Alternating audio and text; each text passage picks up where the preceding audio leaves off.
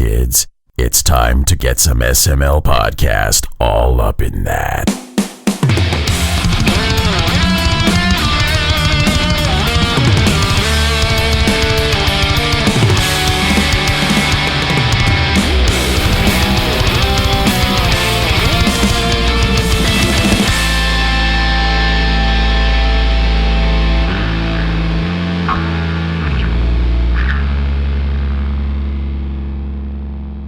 Dropping bits! What's up, everybody? That's right, we are starting off with bits dropping because Awesome Prime, before we even started the fucking show, dropping 200 biddies in chat. This is the SML Podcast. I am your host, Joe. Joining as usual, Cole, how are you doing? That's a loaded question today, Joe. Yes, it is. Before we get to that, Pernell and Chris are here too. It's another party cast. So, Cole, how are you doing today? I had giant needles shoved in my spine today. Yay. I'm great. Took a needle to the spine. I did. I took a needle to the spine.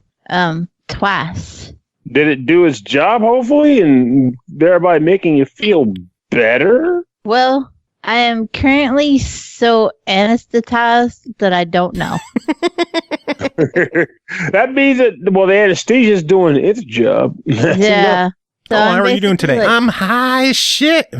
That's the sad part. Like, I'm not even high. It's just I'm so numb around my waist that you could basically slice me in half and I wouldn't know. But the reason why it makes people high otherwise is that they don't need it. But right now, it's all the energy is going towards keeping the pain down. Yeah, but the problem with it is that because of everything they did today, I wasn't able to take all my other medicine. So my brain is like floating in a fog of goo. And I can't, they were asking me questions at the doctor's and I couldn't even put a whole sentence together half the time. Because one of the symptoms of rheumatoid disease is brain fog. And like, you just can't concentrate. Really? So that should make tonight real fun. Well, on the plus side, you don't have any reviews. You're the Thursday reviewer. Thank God. Thank God I don't even believe in thank God. Although I kind of want to surprise you and just do a review of one of yours this episode just to fuck with you. I don't even know what's past embargo. I have a lot of embargoes right now. I do. I'm not even... Like, I'm not allowed to move from this chair at all. My agreement with D was if I did the party cast tonight, that I wouldn't move. He brought me snacks, he brought me pop, and he threatened me with my life. So, here, like, I can't... One of those things does not sound like the other. I know it. I can't even, like, get my book to tell you what's not embargoed. Here's some ice cream. Here's some soda. Don't you fucking move or I'll cut your fucking throat. Basically, yes. And here's a blanket. Like, he's very torn between caring for me lovingly and making sure I don't fuck up what they did to me today. I think aren't they one and the same kind of? I mean, depends on your perspective. I think if I were a normal person, they'd be one and the same. But I'm not. Like, well, on one hand, you're chained to a chair. That seems very scary. But the chaining is meant to keep your spine upright. Therefore, it's love and care. It's actually, yeah. See, it's all about the eye. It's all about the visuals. You got to know what's behind the visuals. It's not just chains and macabre imagery. It's love and affection. Yeah. And chains. I will say that there was a moment that was kind of sweet and also really sad while I was there. Because the doctor come out before they took me back. And he's like, you know, I had some questions because I never had this done before. And I'm on a shit ton of meds that really fuck with everything. And so they were like, don't take any of your medication for 24 hours. And this one, don't take it for 2 weeks. Oh, I was like, okay. Gotcha. Not touching it. You know, so they were very adamant about it. And so I had a few questions, but then D is sitting there with me and he looks up at the doctor. He says, I have one question before you go. Doctor's like, yeah, sure. What's up? He goes, how long until I can rub her back? Aww. And because that's his thing, like, I don't feel well, he rubs my back. And that was genuinely what he was concerned about, was like, I can't touch her, it'll hurt. And once the doctor got me away and got me back in the room, he was sitting there putting his gloves on and stuff. He looks at me and goes, I've been doing this for a really long time, and I have never had a husband ask that question. He said, you never seen my back. yeah. But he says, usually the question is, how long until she can cook again? Oh, God. What? Are you serious? I was like, wow. Wow, asshole. That's some shittiness right there. That's the reason the divorce rate is 50%, guys, okay? I was expecting a completely different, not as awful, but still awful answer. Not that one, though. That's just bad. How long before she can blow me again? I was laying there like, what do you mean again? The nurse had pulled my pants halfway down my ass, and I'm just laying there bare ass on the table and like covered in iodine, and I'm just looking at him like, I don't know how to respond to this at this moment. And what made it worse was the nurse was a girl I'd went to school with. And I'm like, man, if you'd told me 20 years ago she'd be pulling my pants down, I would have said you were a lying bitch. But here we are.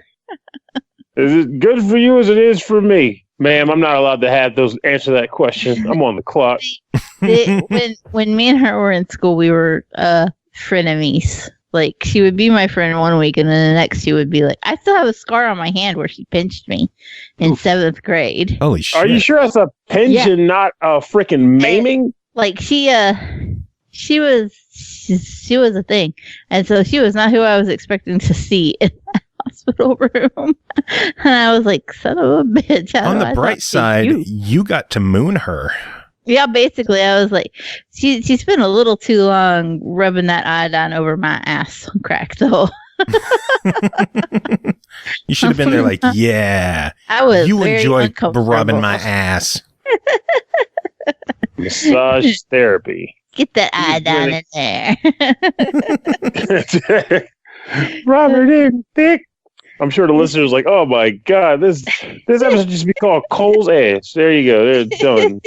I was gonna go with fog of goo. Oh, fog of goo. That is my brain without my meds. I can't even have my painkillers until tomorrow because I have to keep a pain journal, and I gotta make an entry in 40 minutes. I had a pain journal in high school. That was called Dead Journal. Oh. Did you ever have those? Was that a thing? Other places, Live Journal and Dead Journal. I had a Live Journal. I didn't. The Dead Journal thing, I was already too old for. The Dead Journal was for us goth folks. Yeah, I was in my 20s when that came out, so I was kind of like past it at that point. Dear Dead Journal, today I cut myself just to see color. What was the difference between Live Journal and Dead Journal? Basically, like, Dead Journal was the goth equivalent. Literally everything was identical except for it was very dark. Emotes were like little skulls instead of little smiley faces and shit like that.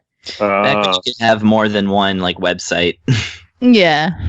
You know, like if somebody tried to come out with a competitor to Facebook, it would be shut down. Yeah. No. But like Google Plus. Yeah. Poor Google Plus. No, not poor Google Plus. Google Plus was garbage, but poor Google Plus. They tried. I have zero sympathy for Google because of how much shit they bring out and then just ignore. Like, I can only wonder how long Stadia is really going to last. I don't want it to last. Surprised that I still have my texting app because I use Google Voice. I don't pay for phone service because it doesn't fucking work around here anyway.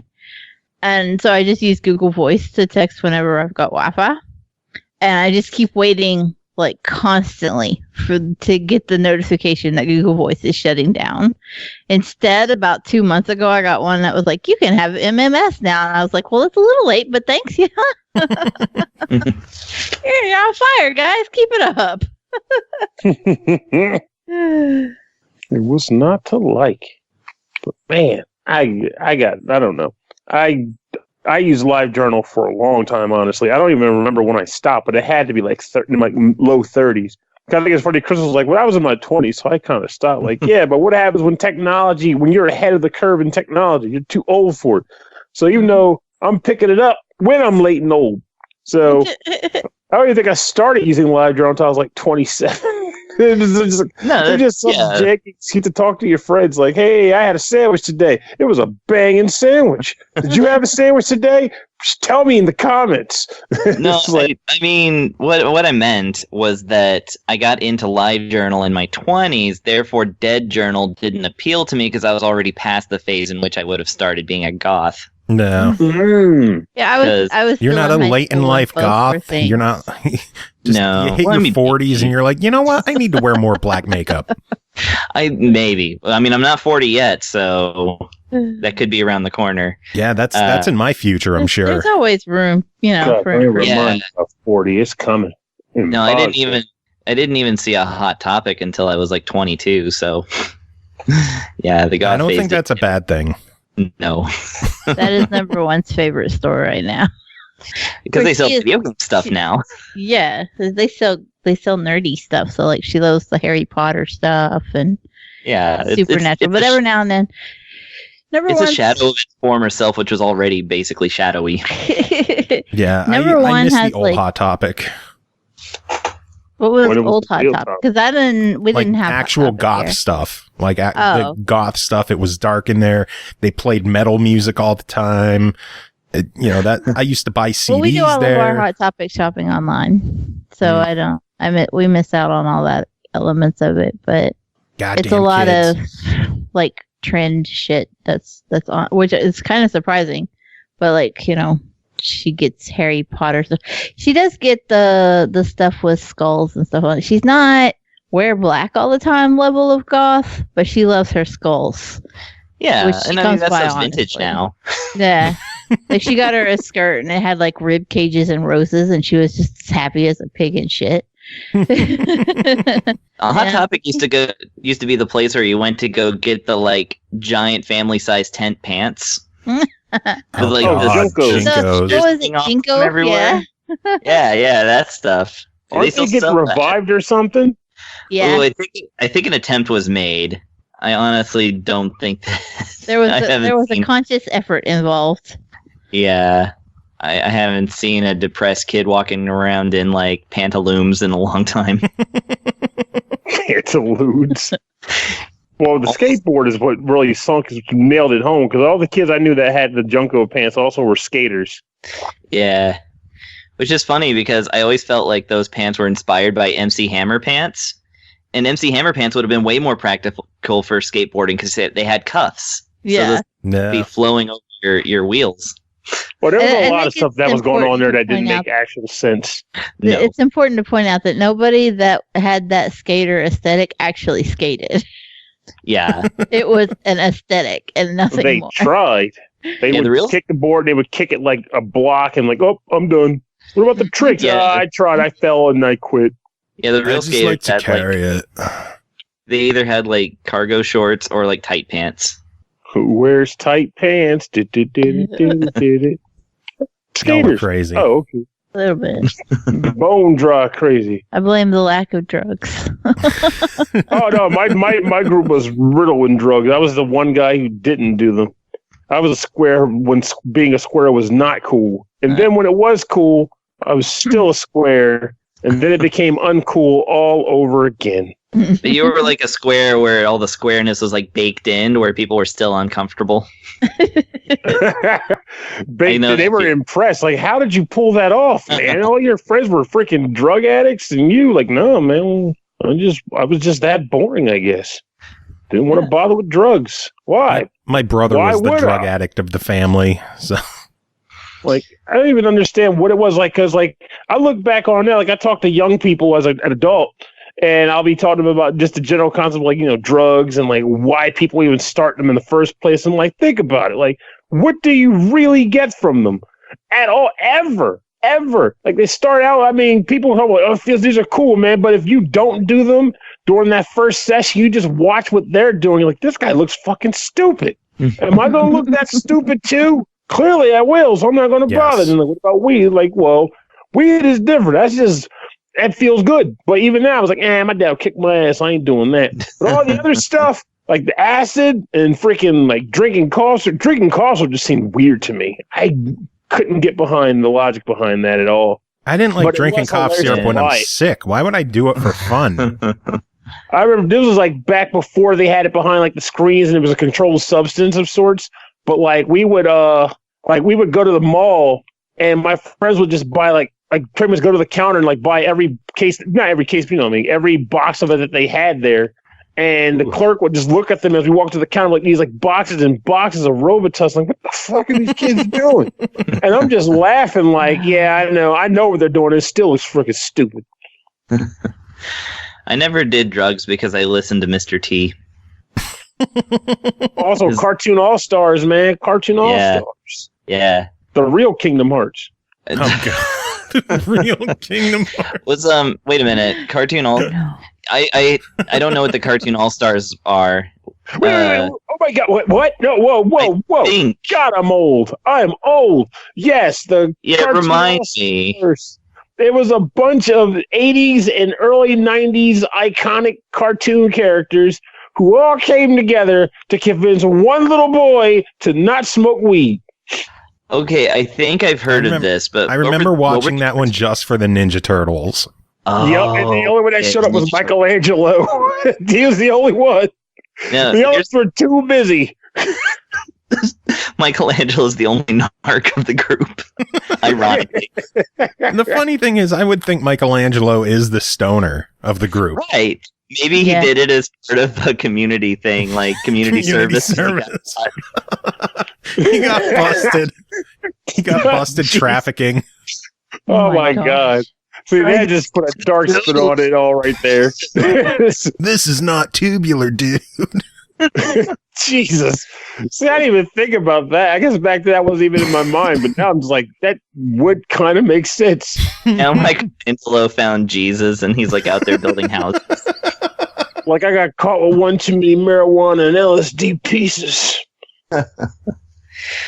Oh, man. Jesus. I do PCP for Jesus. PCPs. You said Cartoon All Stars, and my mind immediately went to Pro Stars, which was also in that era. Yes, but Pro Stars was ridiculous. I just like how it was like Bo knows helicopter piloting. Yeah. That was my favorite part. Is Bo Jackson knew everything.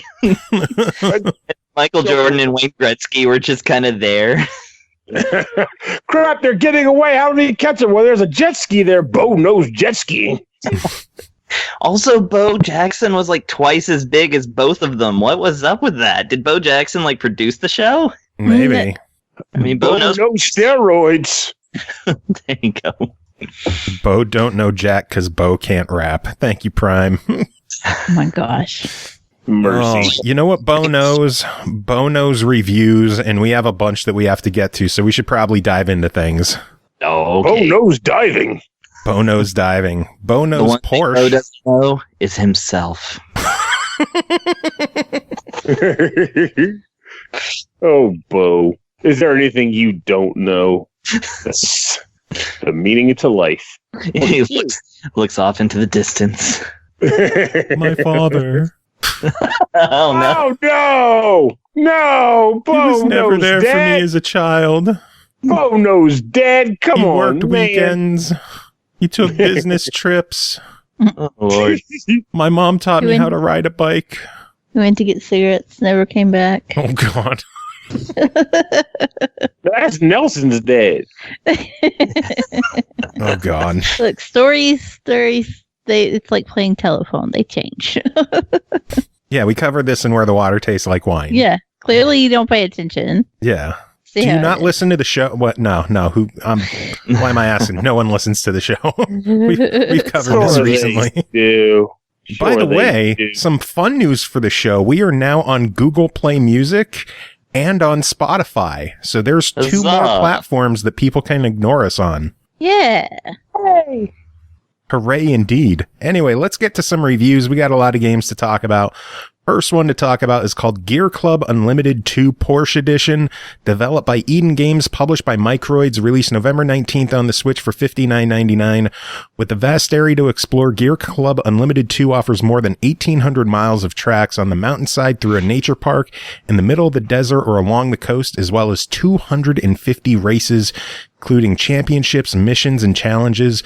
Players will have to use their driving skills to master several types of races on asphalt, icy conditions, or rally races. Chris, tell us about Gear.Club Unlimited 2 Porsche Edition. All right. Sounds like you already did, though. Yeah. No, you gave all the facts that I didn't know, so it's weird. 1,800 miles of tracks. That's a weird metric for like, how to measure your racing game. Like Mario Kart 8 now with 1,600 miles of tracks. Anyway, 450,000 piranha plants. There you go. Super Mario Brothers now with. Okay, anyway. So yes. Gear.Club Unlimited 2 Porsche Edition. Wait, no, I messed it up. Yep, Porsche Edition. You're good. Porsche Edition, okay. It actually, so what I got was the game and the DLC. I'm not exactly sure if that's what you're getting when you purchase it that way. I think it is. But anyway, okay, we'll get to that in a minute. So, yes, Gear.Club Unlimited 2. That is the that's that racing game that you always see in the GameStop, and you always think, maybe. As we all know, Nintendo and racing games, not always the best combination. Certainly not the most popular. They tend to get overlooked on the Nintendo system, even though they have one of the most popular racing game franchises of all time, of course, the Mario Kart, and they published the greatest racing game of all time that nobody cares about, and that's Excite Truck. You love Excite Truck. Not only do I love Excite Truck, it is also legitimately amazing. But anyway, I could go on about that all night, and I may be tempted. So all this to say, I've covered like a few of the indie games and stuff like that, but as far as like real, what you would call quote unquote premium games, the racing genre usually is underrepresented on a Nintendo system. But so this is like kind of the standout in that, this is the one that you often see. And of course it is the sequel to the first game, and the first game had, like, I didn't play it myself, but I was reading about like different things that it had, such as a really minimal online system. There were some other quirks that people like kind of griped about, and the second game purports to fix. So it's like, it's a little bit more of a fully fleshed out racing game. So what it is that you basically get into your career mode. That's the single player campaign. It's weirdly enough, there's no just like quick racing option for one player. So you get into your career mode, and it starts this story that I may have fallen asleep through.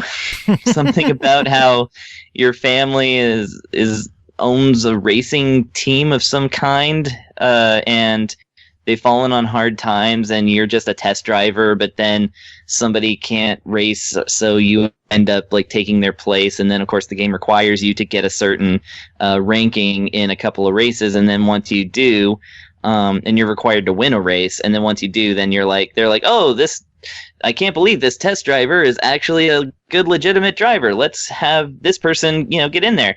By the way, they always refer to you as you, and you never see yourself. So there appears to be like no gender to the driver. I think it's open-ended. It's open-ended. Use your imagination. Exactly. Yeah, you can just place yourself right in there, because all you can see of the driver is a helmet anyway. So, and good thing. But so you get into these courses, and basically, what I like about this is that the campaigns are lined out pretty well, so that you kind of know what's going on. Like, even though it just appears to be dragging you across this world map for no reason, you kind of figure out that, like, so you're racing in different championships and different like qualifying runs, races and stuff in like the A1 category. So you once you win, the tutorial races basically, and they establish that you're now a real racer. You get to buy your first car, and you can purchase an A1 car from an A1 dealership. And those A1 sauce vendor? I wish. that bold flavor would do really well in this game. But anyways, however, you can actually put the letters or the numbers and letters A and 1 on your car if you really want to, because you can customize the look of it a little bit, including spending top dollar on some really stupid looking designs. Anyway, all of that's just in there. It's obviously you can just go with or without. That's just a flavor option. But anyways, so you select your A1 car, and they have this nice little metric that I like, and it's basically the PI, or performance index, of a car. So instead of like just sitting there being like, okay, the acceleration is this much and the top speed is this much, braking is this much, turning is this much, it just wraps it all up into one number so that you know this is a car with a PI of 243, which is in the A1 range, and so this is a good car. And if your car is above or below the number range that it needs to be in that class, you can't race with it. So you either have to improve it in the garage by spending some of those bucks that you earned in the races to get it up to snuff, or, you can't just like buy the nicest car and then race it in a lower class and just smoke everybody, sadly. So it's all about like kind of getting the most out of your car that you have in that range, and then when you graduate to A2, then you basically start the whole thing over again, except all the cars are nicer now. So here's what I like about this system and the way they do it. Every time that you're going to shop for a car, you can opt to test drive it by doing an entire race just basically by yourself, like a time trial type thing, and you can sit there and race with the car. Extremely early on in the game, they have you able to test drive cars up to the D2 range, which will be like, instead of 60,000 CR, that's the money in the fake money in the game. I looked it up. That's not an actual currency. I figured it was just credits. Yeah, like credits. Actually, it was like Costa Rican colons, which are worth $0.0018 US. I was like, oh, okay, that makes sense. So this car costs $200. Anyways. So, like you start off with like the price range is like at around $60,000, maybe more. I'm going to say dollars because it's fake money anyway. But you get up to like, as you unlock more like areas, you get more showrooms, and the showrooms are all over the map. So you can actually test drive like the D2 stuff, which is like the $1 million plus vehicles. Like my favorite one, which I had to pull up, the W Motors Lycan Hypersport, which is a 392 PI vehicle out of the gate. And you can test drive that thing. Once I did, that thing was so blazing fast, and the controls were awesome, and it looked so cool. And I was just like zipping around. I was like, okay, I gotta get my career up to the point where I can race with this thing. So I really like that they give you the taste of the good life, like while you're over there, racing around in golf carts, basically. So, so yeah, the actual racing is you and 12 other cars. Sometimes it's you and 12 other ghosts, because you're just trying to get a qualifying time. And they have a couple of different ways that they handle it. But you basically race along a course, and instead of doing traditional laps, unless you're going for a championship race in a traditional lap system, in which case there's like 3 laps, you just have to race to through a certain amount of checkpoints, so you don't really have to like repeat yourself very often. And the races tend to be a little more on the zippy side. I found out that's because this game kind of got its start as a mobile thing. It was like a mobile free-to-play game that had like all kinds of microtransactions, which might explain why they've got so many damn options in this game.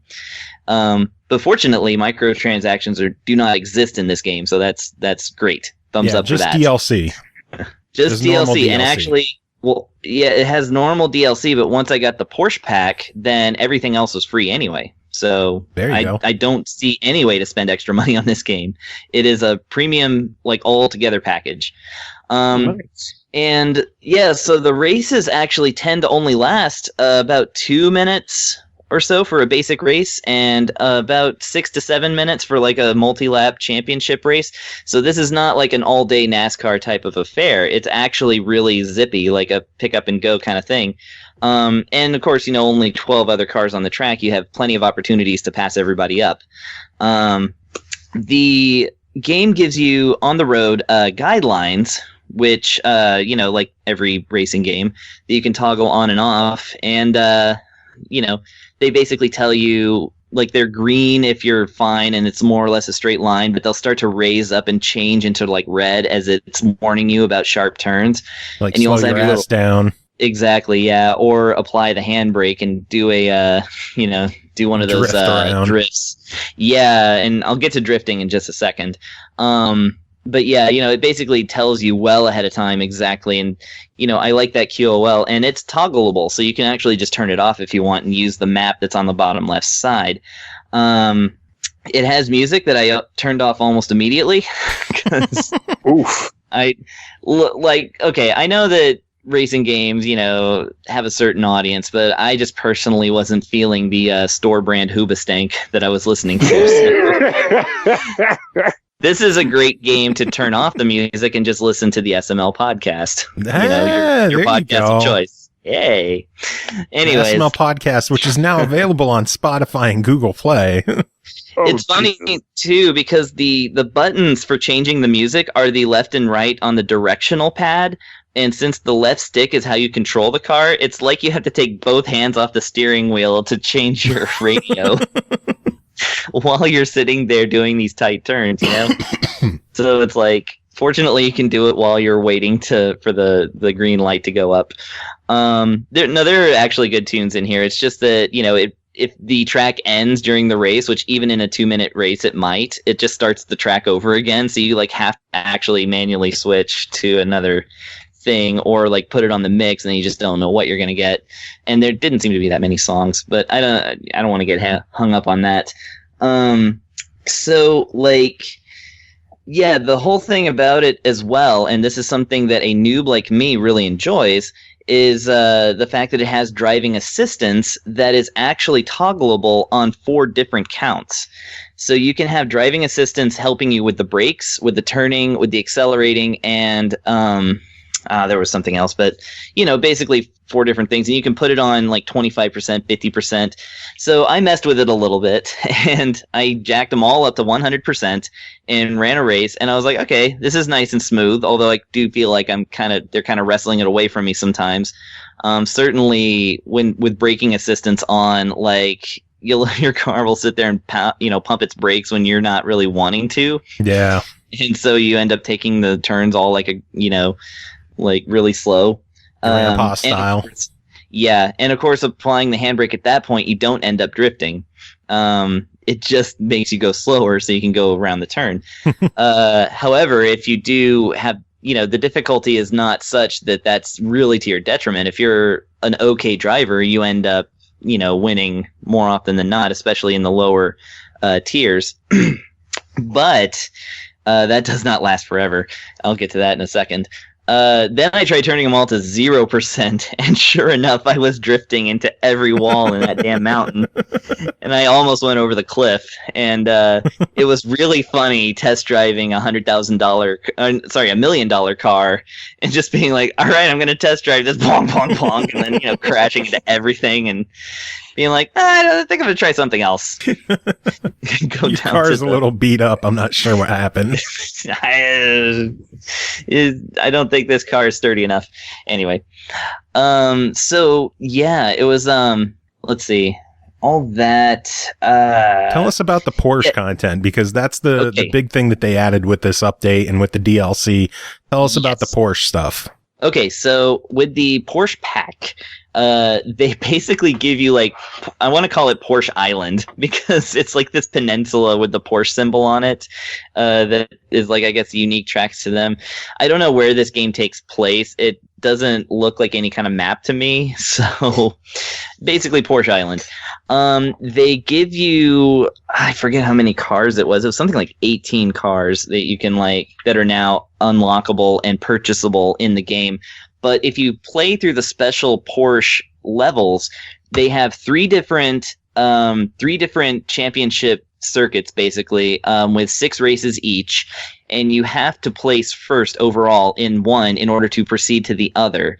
And then once you get to the third one and you get first place in that one overall, you just straight up win a Porsche. And I'm sorry, I don't know which model it is, but they definitely advertise which model it is.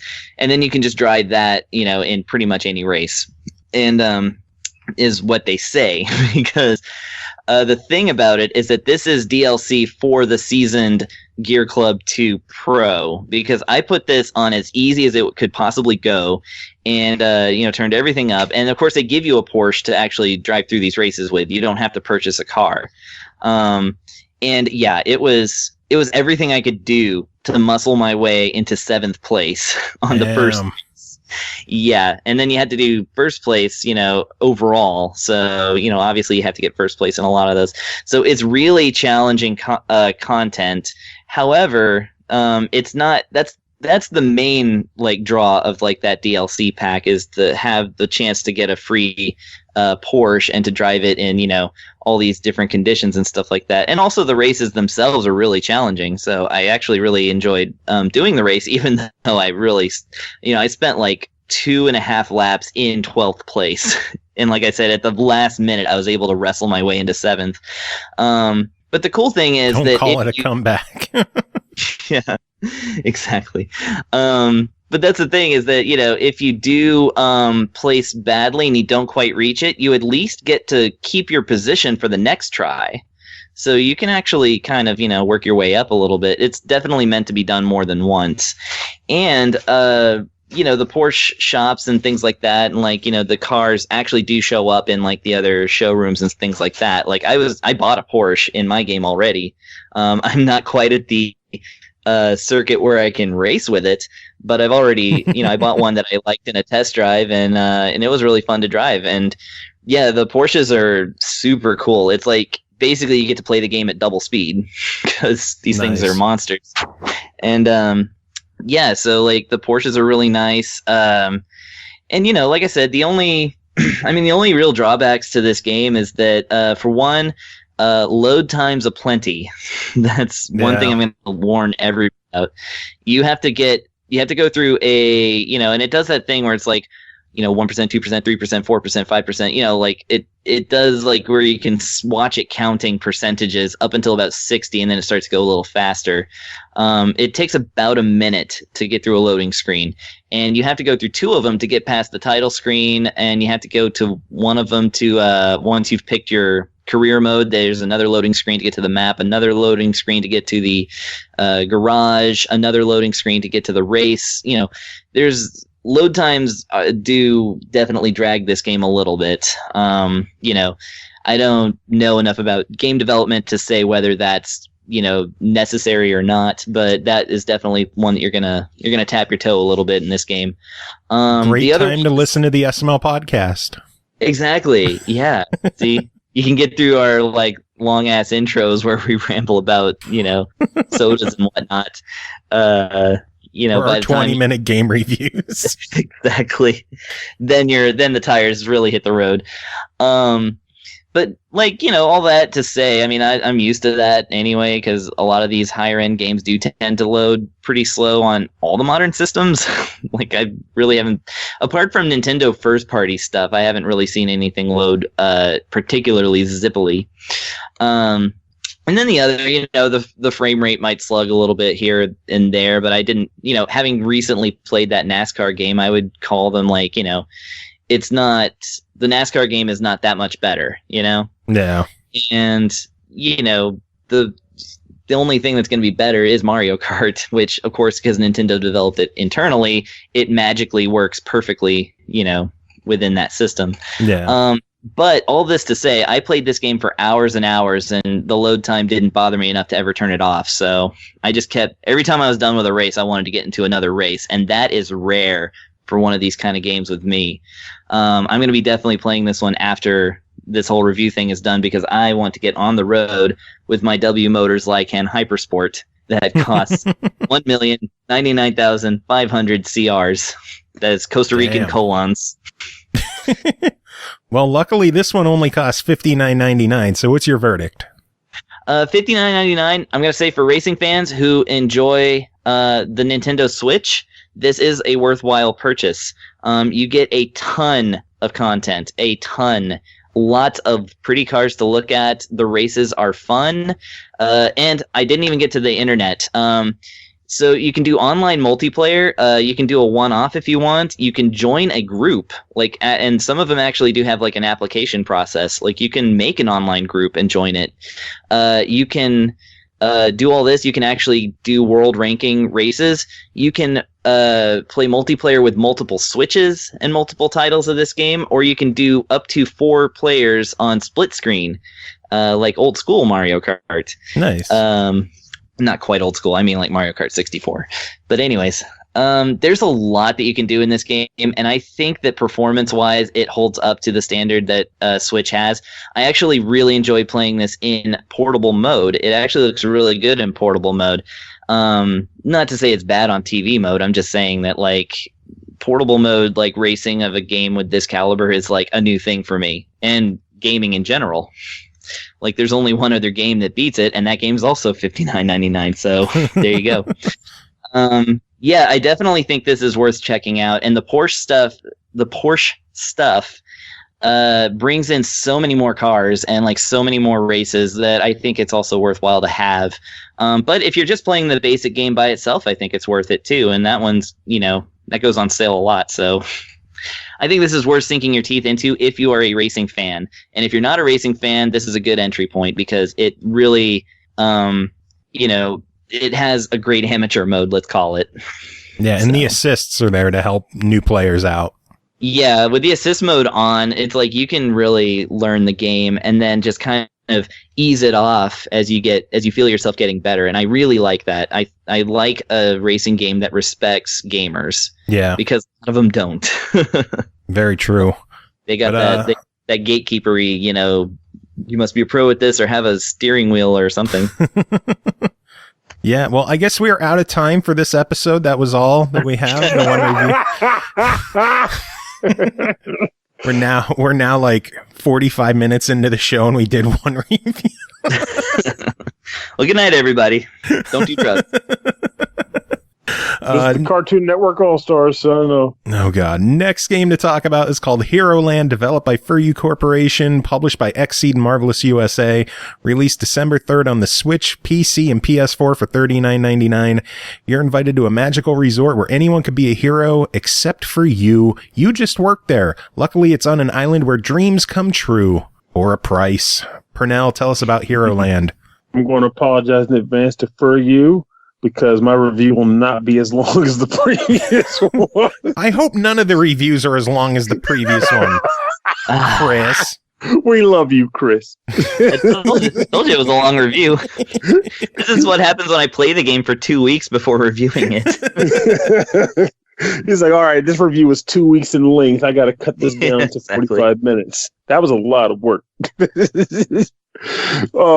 Heroland is a game where you take the form of a character, Lucky. Lucky is a person who comes to Heroland with the intent being to earn money to send home to his poor family. And unfortunately, things don't quite play out the way he would like them to, and he now is working to pay off a debt that he owes to Heroland.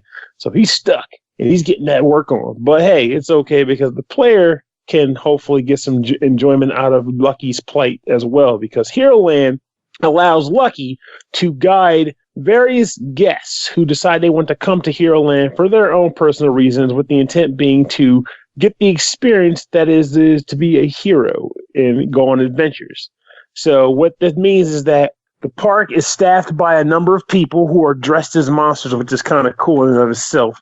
But there are other aspects in play there, which I'm not going to get into. But for the most part, it's people dressed as monsters. And they have staff meetings where they discuss the actual dungeon layout and how things are going to work out. But I guess now I think I should probably lead into that as I go through the game. So the game flow is that you'll get a series of guests, typically considered VIPs, that will want to go on a tour.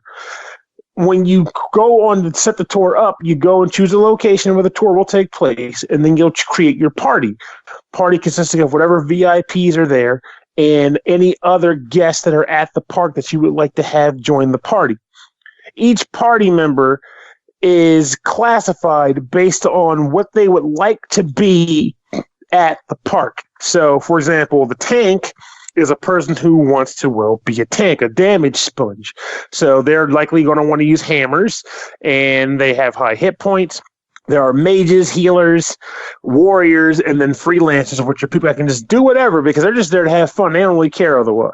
So these people all have their classes, and you build your party makeup based on whatever VIPs are needed to be in the party, and then whoever else you want to fill out the roster. Now, once you've done this, you go into the dungeon. A dungeon itself is more like a series of nodes that are connected one after another. And Lucky leads the party along each node. So, like, starts at one, then goes to the next one, then the next one, then the next one. And in the event that one of the nodes involves a battle, which most of them will, the way it works is that the party members do whatever they kind of want.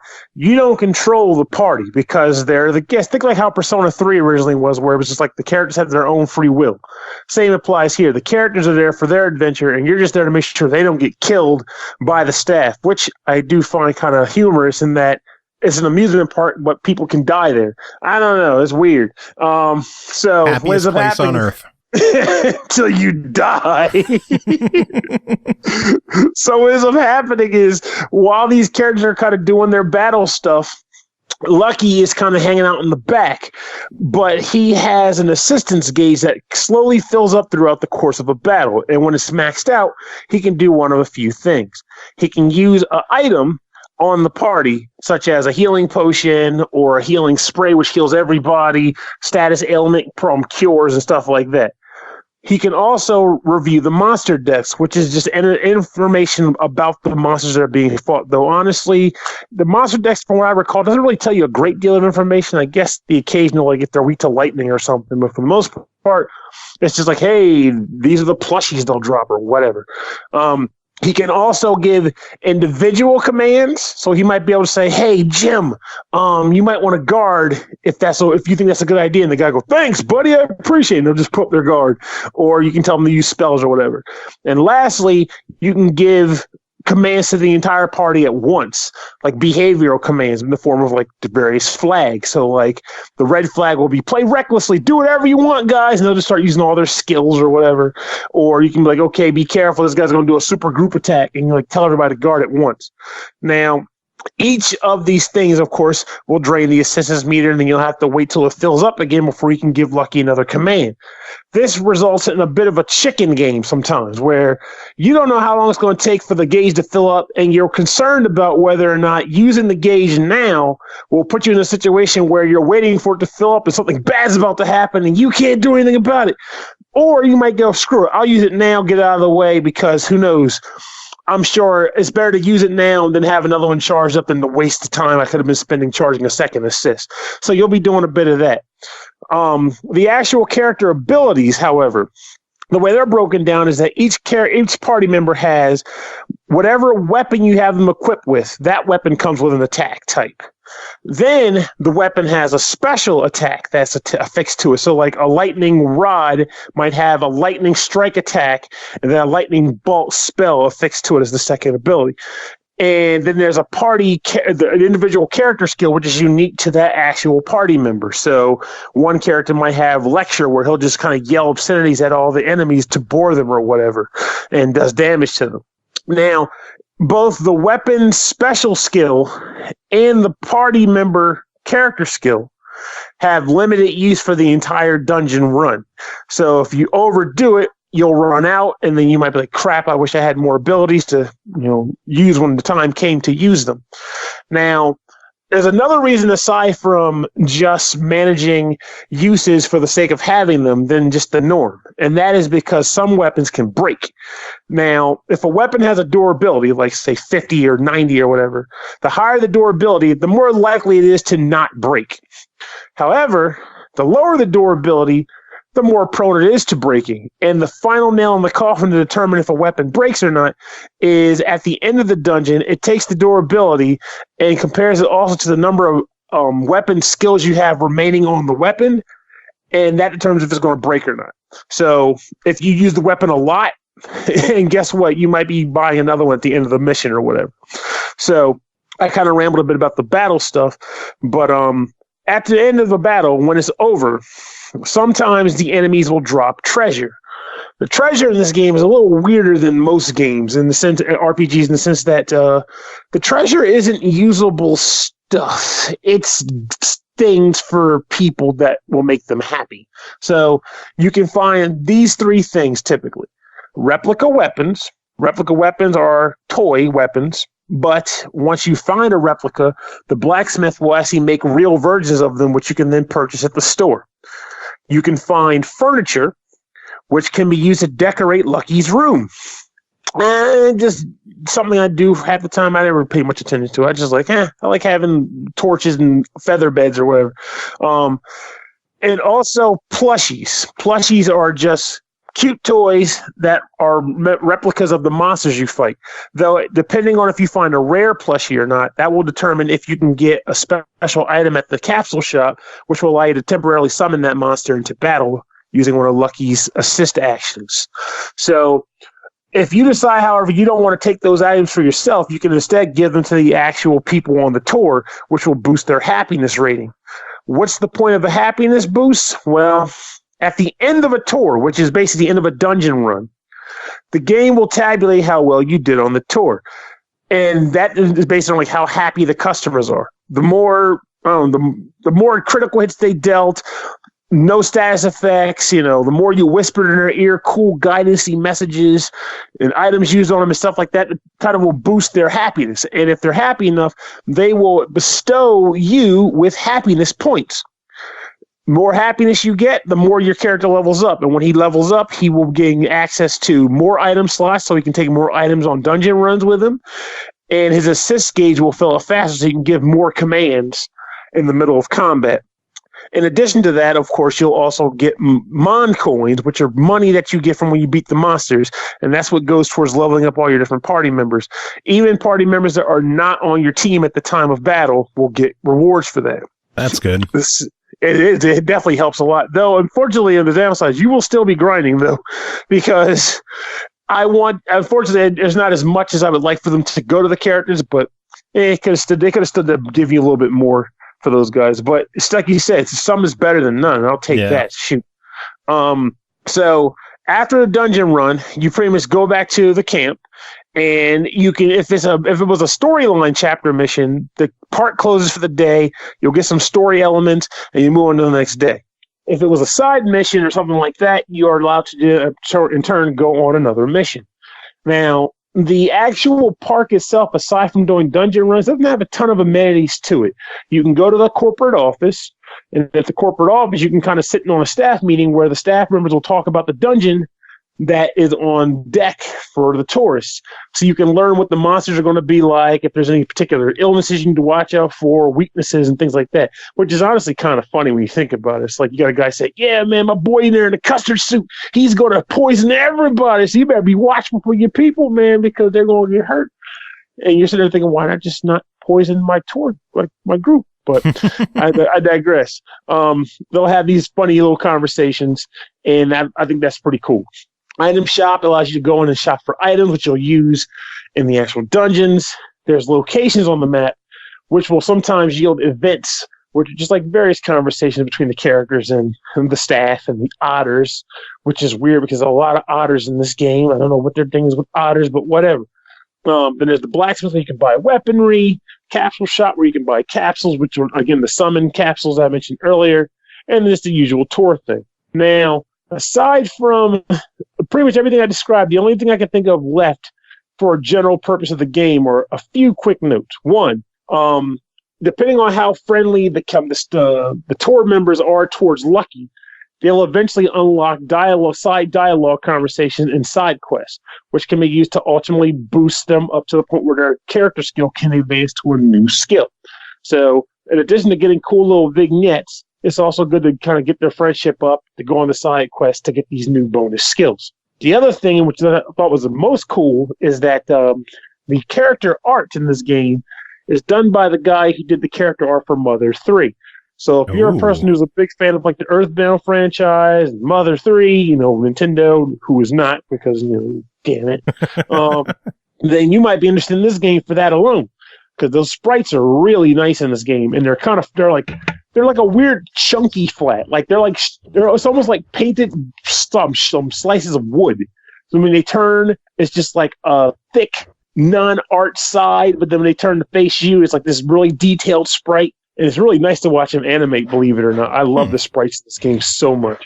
And the writing in this game is hysterical too. Like I have had literal multiple laugh out loud moments while reading the dialogue in this game. It's nice. It's quality writing.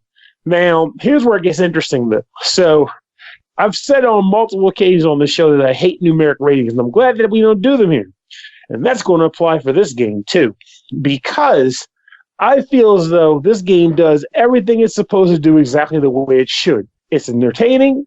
It is a tour guide leading people on dungeon tours, which means he's hands-off, but not fully hands-off. It does what it's supposed to do. However, with that said, some people might get a little upset about the fact that you don't have full control over your party, or the fact that eventually, sometimes it might get a little repetitive. Like if you're the type of person that will pick up a game and marathon it, you might find yourself this is getting a little bit samey, because you really are leading the people through different dungeons, and you're generally waiting for your time to actually act and tell people what to do. There's a lot of wait and see going on in this game, and that may turn a number of people off. Yeah. And of course, a lot of people may want me to say that needs to go on your numeric score. It's going to make it like a 5 instead of a 10, right? And my answer to that is fuck that. No, numbers suck, because to me, like I said, the game is great. I enjoyed what I played of it, and I'm still playing it. However, with that said, I do know that I need to pace myself when I play it, because I don't want to get burned out on dungeon runs. But when I do play my dungeon runs, I have a great time with it. It's an enjoyable game. I think it's quality. I think it's a fun time.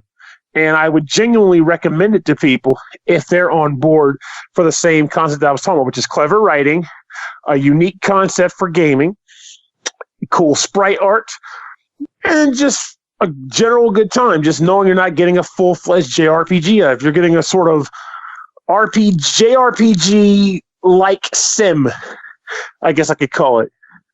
But it's a good game to me. I like it. Nice. So for $40, what's your verdict? I'm going to go with the try it option because of the fact that it has those caveats. But I think that if you can get by those caveats, you will have a fantastic time with this game. Awesome. Possum. Awesome possum indeed. Dr. Machine knows butt. Oh, man. All right. Next game to talk about is called Breathing Fear, developed by Atriagames, published by Drageus Games. It released December 6th on the Switch for $4.99. There's something wrong about this house. Fate brought you there, but now even your own shadow is frightening. Will you stay sane and solve the cursed mysteries? Chris, this sounds like something Cole would really like if it was on Xbox, but it's on Switch, so what do you think about it? And I guess it's not on Switch for 3 more days, huh? Yeah. Yeah, okay. I didn't realize it was that I was playing it before the time. Yeah, but pre-release, hooray. Woo! Okay, I'm going to try not be so long on this one. I'm timing you. Okay. So, this game, Breathing Fear, is basically, it's kind of a horror game, but it's more of kind of like a walking around, not quite point and click adventure, but it's like an adventure game where you basically have to find the right items to get to different places and do different things. All, of course, being, and you're at the mercy of a kind of timer, which is unique in this genre, I feel. But basically, yeah, it's 2D. And you walk around as this person. It's very kind of a low pixel, early DOS game looking kind of thing. And Yeah, you are a person in an orange prison jumpsuit, which is not explained. And you can walk up to this house and you start exploring it. All you have on you is a flashlight. All you can do is either interact with things that you find by pushing the A button, or use the other button to turn the flashlight on or off. That is it. Apart from that, it's walking. So you go into this house and you start exploring, and basically everything that you walk in front of, you can interact with, and it will describe the thing for you. And occasionally it might have a note attached, or there might be a letter nearby or something like that. And with those letters, you kind of piece together a little bit of the story of why you're there and what's going on. Particularly if you find the upstairs master bedroom and sleep in the bed, it will actually give you a dream sequence that kind of explains a little bit of what brought you there. But having said, this is not a wordy story. Most letters that you find are a single sentence, and it just kind of gives you a clue as to what you're supposed to do next. It'll say, like, you need to gather firewood. It'll say, like, you need firewood and matches to turn on the furnace, things like that. Yeah. And as you walk around, like I said, sometimes interacting with an item will put it in your inventory, of which you have 8 slots. I think it's 8 slots. It's a limited number of slots that is less than 10. Let's call it that. No, I have it in front of me here. It's 7 slots. I'm sorry. I apologize to everyone on Earth for getting that wrong. And some of these are essential items that you might need, such as an extra battery for your flashlight if it goes off, because your battery in the flashlight is on a timer that is persistently on the screen. So as long as you have that flashlight on, then you are using up power. However, any amount of time that you spend in the dark, which in the early game is all of it, because the house has no electricity and you have to figure out how to turn it on before you can have other light sources. If you spend any amount of time in the dark, your heart meter starts to go up. It starts at about 20, and then if it gets up to 70, you have a heart attack and die, and it's game over. Literally, nice. Your hair turns white, and you clutch your chest and fall over and die, and that's the end of the game. It's technically an ending too, and I'll get to that in a second. So what you have to do is manage your flashlight's time and manage your heart rate. So the ways that you manage your heart rate are such as, let's say you find those matches. If you find a candle and light it and then interact with the candle once it's lit, it'll be like candlelight is soothing, and it'll knock 5 points off of your heart meter. If you come across a cat, provided the cat is alive, that might not be depending on your choices in the game that you don't seem to, that you don't know until the first time you mess it up, that cat might be dying, and thus you will not get any comfort from it. But if the cat's alive, you can pet it, and that will relieve some stress too. Funny enough, you can find alcohol in the house, and if you drink it, then your heart rate, your anxiety rate, let's call it, will go down. All this to kind of manage your health and keep you in the game. The reason why it's important to stay in the game is because if you lose, you start the entire game over. This game has to be beaten in one shot. And there's another thing about that. You can't just go around the house collecting items, because there are way more than 7 items to collect, and you can't drop them. Unless you run out of battery power and put another battery into the flashlight, that battery is not going to go away. So if you collect all the batteries, so you have plenty of backups, then you aren't going to have room for, let's say, the gasoline can that you need, or the firewood that you need, or the many, many other myriad items that you need. Therefore, it's not just straight up exploration. You actually have to figure out, like one big puzzle, what you have to do and in what order to get the best ending. As I understand, there are 4 endings in the game, and one of them is the heart attack. So, just depending on how many things you uncover and how much of the story you uncover before you're able to ultimately escape the house, which is like, once you're able to escape the house, then that will trigger, the other endings pretty much. So yeah, like the game itself moves pretty quickly. Like you can go pretty much anywhere in the house. The only thing that you need to get to certain areas is just to interact with a certain thing. Like it might be that you can't find one item until you've read a certain letter that's in a certain location. So it kind of becomes this thing of like trying to remember the order and trying to efficiently carve your path towards your next thing. Like I got a game over because I didn't realize that I had used up all my item slots, and I couldn't light the transformer downstairs to put electricity in the house because I couldn't pick up the item I needed to do it. Because I had already picked up, because I spent all this time looking for more batteries. And so I ended up sitting there with the flashlight on, and then eventually, here's the other thing, is that the game... So the game does have a horror aspect, and this is what it is. Occasionally, when you're walking through the house, a picture might fall off the wall, and that will add 5 points to your anxiety. You might see a ghost lady, and she'll disappear, and that'll add like 10 points or whatever. There's not a whole lot of things that happen that are... None of it's scary. I mean, if you have the volume all the way up, it has this like rusty, creaky hinge sound that's really a lot louder than the soundtrack. And obviously you can't change that, the volume of it. So like, it barely qualifies as a jump scare. It's scary to you only because it means you're about to die and you're like far enough where you're like, I can't die now. I'm almost there to the transformer. The electricity's on in the house, but the cat is dead. I don't know. And, so you end up doing all this stuff and walking around. It actually becomes pretty fun. The only thing is I just don't recommend trying to beat this game in one go. This is one that you're going to pick up, kind of blaze your path and figure out like each time what you've done wrong, and maybe only play it 2 or 3 times and then put it down and then come back again with a fresh perspective on it. Or, cheat. Yeah. Because there's guides for this game because it's been on other platforms already. But you wouldn't do that. I would never do that. Anyway, it wouldn't make it fun. So, yeah, it's a game that's, like, it's a little bit frustrating in that classic point-and-click puzzle type thing. Like, it very much reminds me of Sierra-style adventure game like King's Quest, where you can permanently mess up your game, and you won't know until you get to that point where you've messed up and you can't go back. One of those.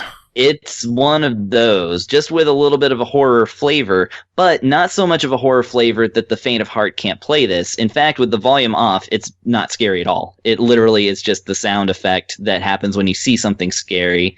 And like I said, sometimes it's actually seeing like a ghost or seeing like a dead person or, the word die written in blood across the wall that you only see as soon as you get close enough with the flashlight. It's like goofy stuff like that, and sometimes it's just a rat running by or a picture falling off the wall, or like, what was one, trying to think of one that happened that I thought was actually funny just because of how not offensive it was at all. I don't know. Well, I'd imagine playing at night with the lights off, in your bed, headphones on, under the covers. I'm sure you might get the heart rate going a little bit. A little bit, but hopefully not up to 70. Yeah. You don't die.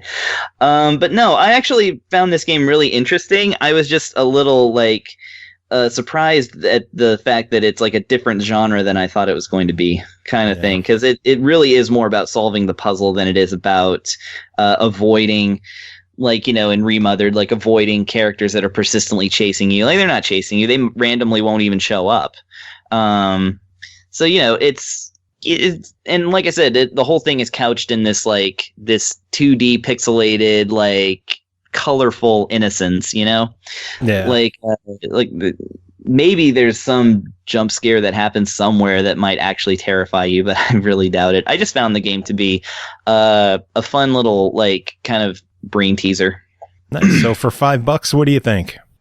I mean, $5, come on. If this sounds like an interesting thing for you, that's a low price to get into it. I think it's cool. I think don't go into it expecting a straight up adventure game. This is a game you're going to be restarting a lot. And also, like I said, don't go into it expecting blood and guts and gore and all this other stuff. That's not there either. No. It literally is just a kind of a old school adventure game with a twist. And I appreciate it on that level, and I think it's worth $5. But again, I would I would warn everybody else, make sure you know what kind of game this is before you get your expectations up. Yeah, and it's cheap. It is cheap. Yeah, exactly.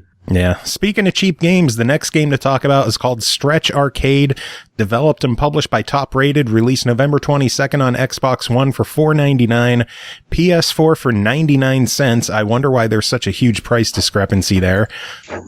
Get faster. Stretch Ardcade is a retro-style reaction time trainer for all skill levels. Pernell, tell us about Stretch Ardcade.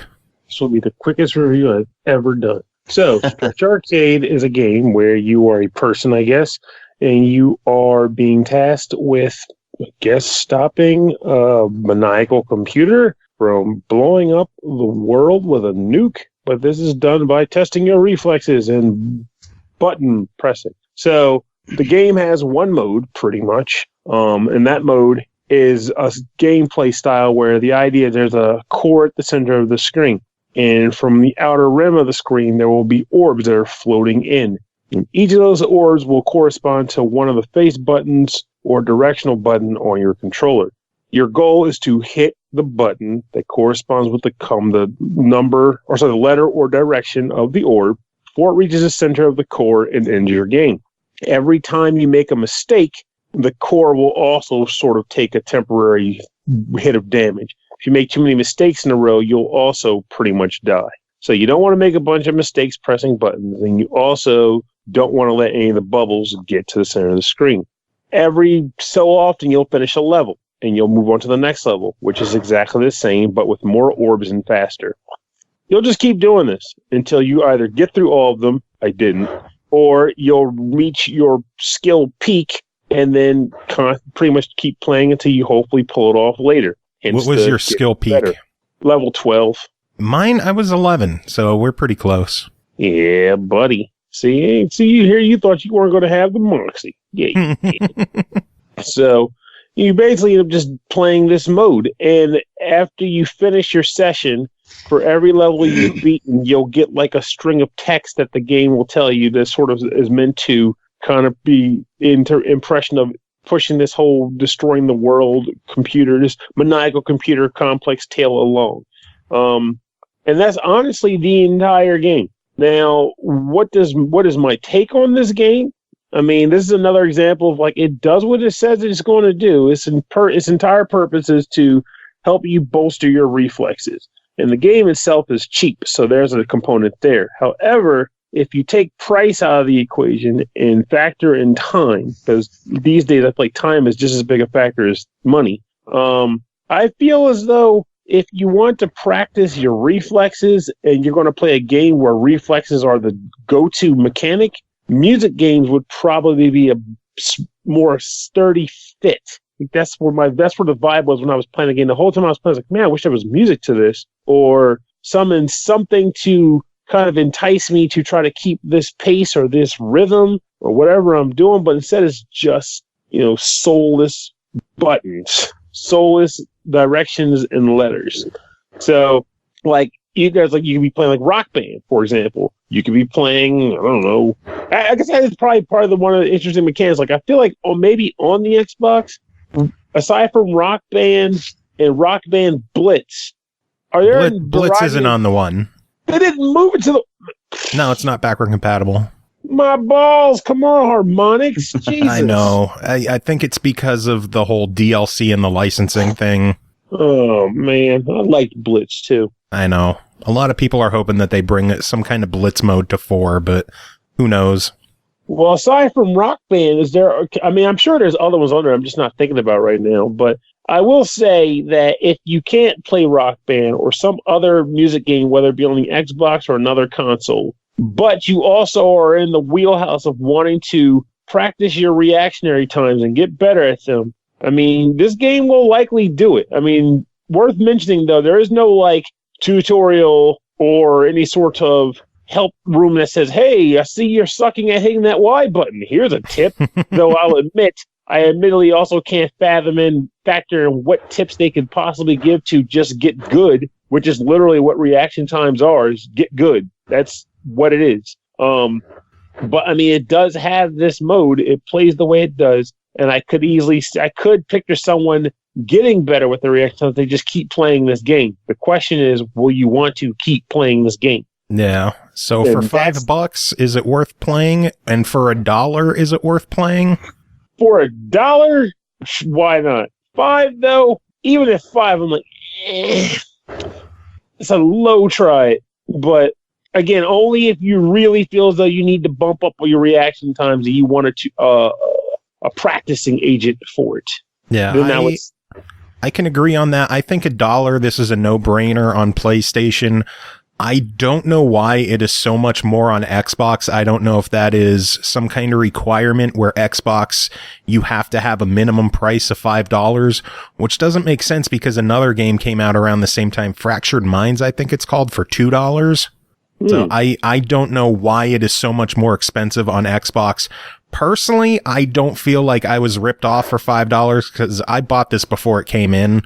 I don't mind that I paid $5 for it. I'm not mad at myself. I'm not mad at the company. I would love to know why it's so much more expensive on Xbox compared to PlayStation. Oh yeah, for sure. Like, it's one of those things, like, if I paid the $5, I'm sure I'd be like, I'd work with it. But telling other people coming in, that's another story, you know? Like, yeah. Slow it down, guys. You don't have to. Don't follow my footsteps, per se. Yeah. No. All right, well, next game to talk about is called Pic-a-Pix Classic 2, developed and published by our friends at Lightwood Games, released November 26th on PS4 and Vita for $7.99. Pic-a-Pix is a picture logic game, sometimes known as picross, where whimsical pixel art pictures are created by solving puzzles. Pic-a-Pix Classic 2 features 150 brand new single color puzzles from 15 by 15 all the way up to 30 by 20 grids. Also, a fun little thing, Lightwood Games is encouraging people to visit lightwoodgames.com/Christmas and sign up for a Christmas card from them that is filled with puzzles and a little sneak peek at some kind of spoiler. I didn't figure it out yet, so I don't know what the hell the spoiler is going to be. I'm still working on the puzzle. Quantities are limited, so if you want to get one, jump on that and check it out quick. Again, that is lightwoodgames.com/Christmas. Sign up for a card, get a cool Christmas card in the mail. But Pic-a-Pix Classic 2, first of our Picross games on the show tonight. Chris, what do you think of this one? First, did you say first of our Picross games for the night? Yeah. Tim, do we have another one? Tim's reviewing one later on. Oh, well, okay. Yeah. Okay, well, yes. So Pic-a-Pix Classic 2 is like I said, of course, the sequel to the first game. Now there is, so we've reviewed a couple of these games so far, and one thing that I keep coming back to is just the fact that they kind of give them all the same look, the same menus, and the same soundtracks as well. And this one is no different on that one. And the difference between this one and the first game is that while the first game actually starts you off in extremely easy 5x5 grids, like for people who don't know what Picross is, this one like kind of throws you into the middle deep end for giving you 15x15 grids to start. Yeah, this one assumes that you've already played the first game and you know what the hell you're doing. That you know what you're doing with Picross. Yes, exactly. So a fair bit of warning to people who are looking to get into Picross for the first time. Definitely play the first game first because you're going to want to have that like kind of ease into this. Fortunately, I've played, but thanks to this podcast, I've done 3 Picross games now? A couple of them, yeah. Yeah, a couple of them. So, yeah, this one is, like I said, very bare bones. Basically, you can you just start the game. You get to choose your puzzle in different things, and they, like I said, start at 15x15, and then they go up to 30 by 22? 30 by 20. 30 by 20, yes. And there's 150 of them. Just straight up. And I think you can just play any of them at any time. There's no unlocking or anything like that. As soon as you start the puzzle, it just starts. You just figure it out. Now, briefly, what Picross is that it's basically you have a grid of like I said, the 15x15, and so on the top of the grid will be a set of numbers, and on the side of the grid there will be another set of numbers. Let's say 4, 1, 1, 2 will be on the top.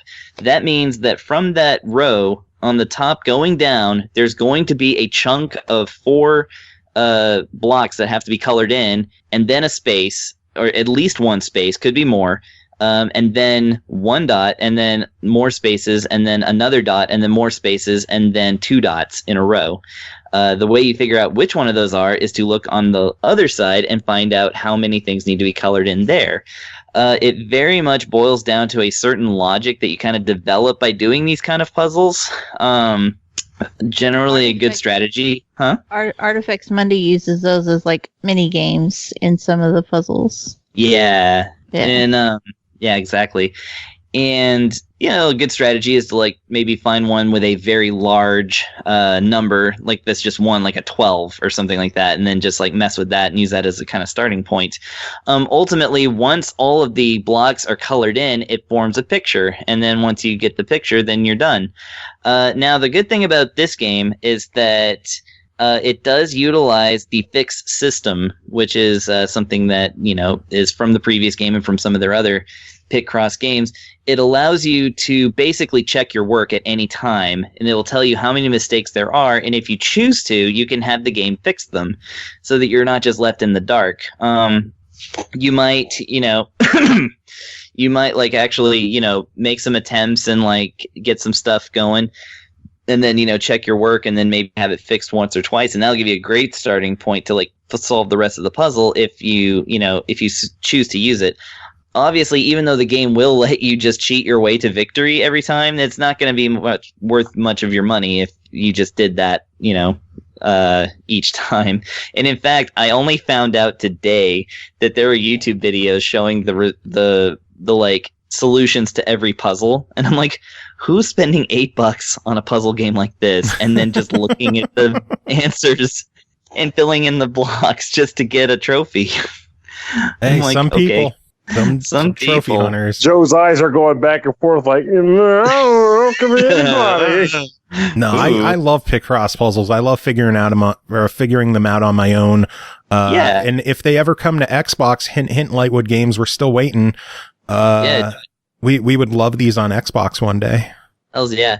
But yeah, there's not much more to say about the game. Like I said, it features the same soundtrack, the same menus, and even the same instruction cards as like pretty much all their other games.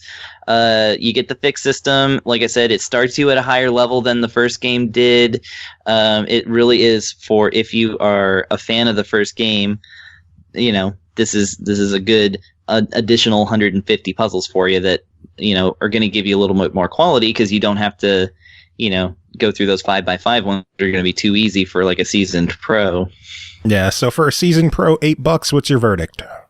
Yeah, absolutely. Buy it. Come on. I mean, these are great puzzle games and I really enjoy them. Typically I listen to other music while I play them, or the SML podcast, which is now available on Spotify and Google Play.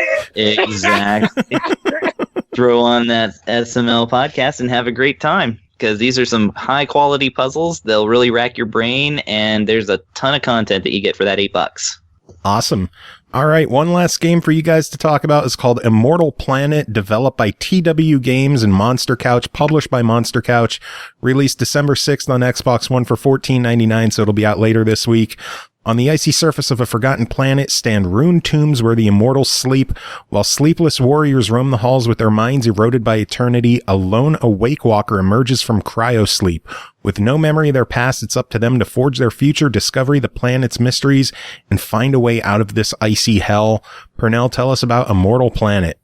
Immortal Planet is an icy hell. That's actually very accurate. Not saying it in a bad way, mind you. I better cover my bases there because someone's probably like, what the fuck did you say?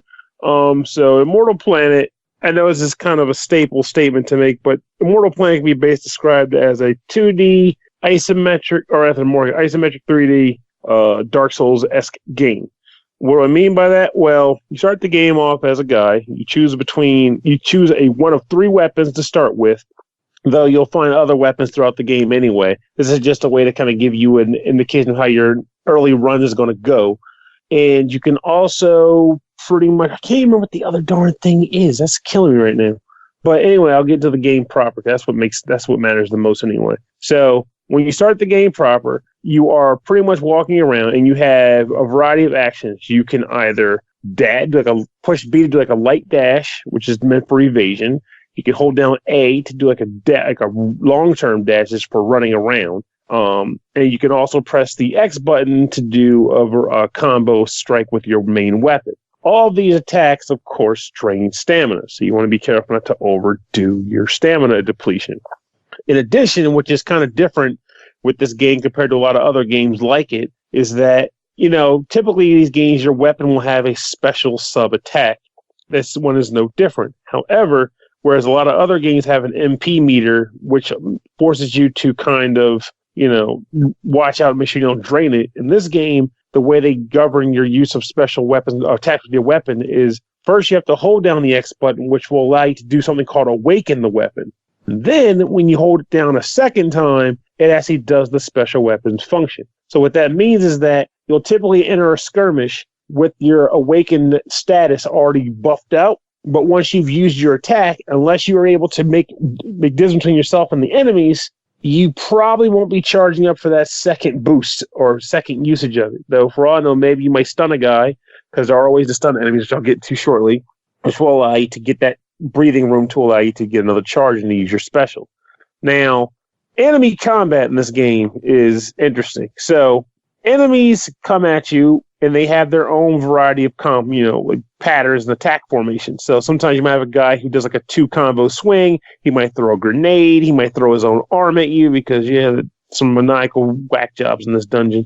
But they are all fairly telegraphed, so that if you're mindful of what you're doing, you're watching the enemies, you can kind of go, okay, crap, he's going to do this thing, kind of get out of the way, blah, blah. You can evade them. But every time they do their attacks, you can also see their stamina gauges as well as their hit point gauges. So if an enemy is attacking you and you're able to avoid all the attacks and their stamina is depleted, you can do the dash attack, bump into them, and you'll stun them for a brief period of time, which will allow you to do some combos in, maybe use your, awaken your weapon again if you want to do that with you do that with the time you get, and so on and so forth. You can also sometimes knock enemies clear into the abyss by doing that and just killing them entirely. Nice little strategic play if you want to pull that off.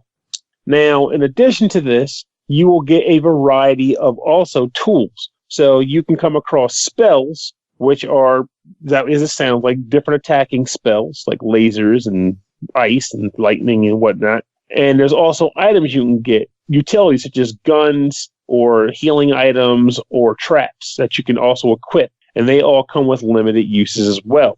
Now, early on, your stuff you get can just be equipped because the game is just like, hey, you need a decent loadout to get this party started. But as you come across later items, they will require you to have stats built into various qualities in order for you to use them. So the stats in this game are strength, agility, endurance, willpower, and intelligence. And you might get a spell that says in order to equip this spell, your intelligence has to be at least 15. And if it's not 15, well, it's just collecting dust in your inventory. How do you level up to get this stuff? Well, every time you kill an enemy, you'll get experience points. And there's a cryo chamber housed within every section you find within the game. Sometimes they can be a real pain in the ass to get back to, which is why I am constantly running on loops without leveling up. Though with that said, the person who wants to go that route can easily just as well farm for farm for experience and then level up and then go back out, because similar to how Dark Souls functions, every time you rest at the cryo chamber, you're able to spend your experience points to level up your stats, but every time you rest at the cryo chamber, all the enemies respawn. So that's an easy peasy way to get frustrated or to grind. Both are options. And honestly, I can see a lot of people going with the grind route just to kind of, give themselves a leg up so that when they do die, they won't feel all that concerned about what they lose. Because I've been grinding. I leveled up as much as I could for this area. Now I'm just going to run it. That's what I do. Oh, yeah. So there you go. This game is very keen for that. In fact, I'd recommend that to dang near anybody that's smarter at it than me, because I am a stubborn mule who won't do it. But I can clearly see how that would have affected me and made it better for me. You want to know who else is stubborn? Awesome Prime, because he dropped 5 more biddies. Drop it! But that would mean he's not stubborn because he just gave you biddies. No, he's stubborn because he's trying to break the stream again. Oh, he's determined. There we go. Determined and stubborn. But thank you, Prime. Thank you for the biddies. Biddies! They're snowman biddies, too. Now, the strength, agility, endurance, willpower, and intelligence that I mentioned, when you level them up, they will give you points in the various actual stats. So, for example, if you level up strength, well, I'll name the stats first. Health, stamina, attack damage, spell damage, your armor, and item and spell usage. So, for example, strength will increase your attack damage and also your health. And agility, well, stamina and attack damage. And so on and so forth. They each have various combinations of things they buff up. So you're going to have to be mindful of what you spend them in, not just for equipment and spell usage and whatnot, but also for your actual character stats. And Carnage dropped 5 biddies, too, now. Drop it! man, they must really like Immortal Planet. Gee.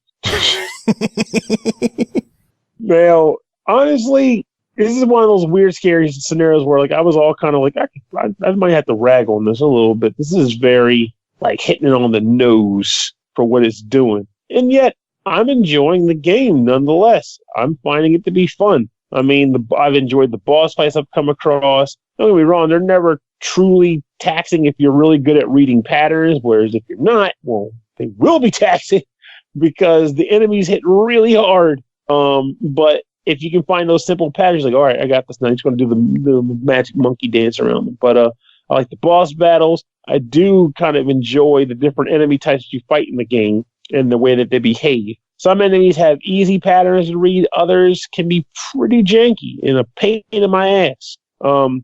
I wish it had more music instead of that generic, like I'm in a cold space. Here's some aural sounds going on with it. But overall, I do think it does a good job giving me what it gave me. It is an enjoyable run. And when you find different weapons, while I won't go so far as to say they're insanely different between each other, I will say you'll still find a weapon that suits your taste more than others, and you'll want to equip it and run around with it.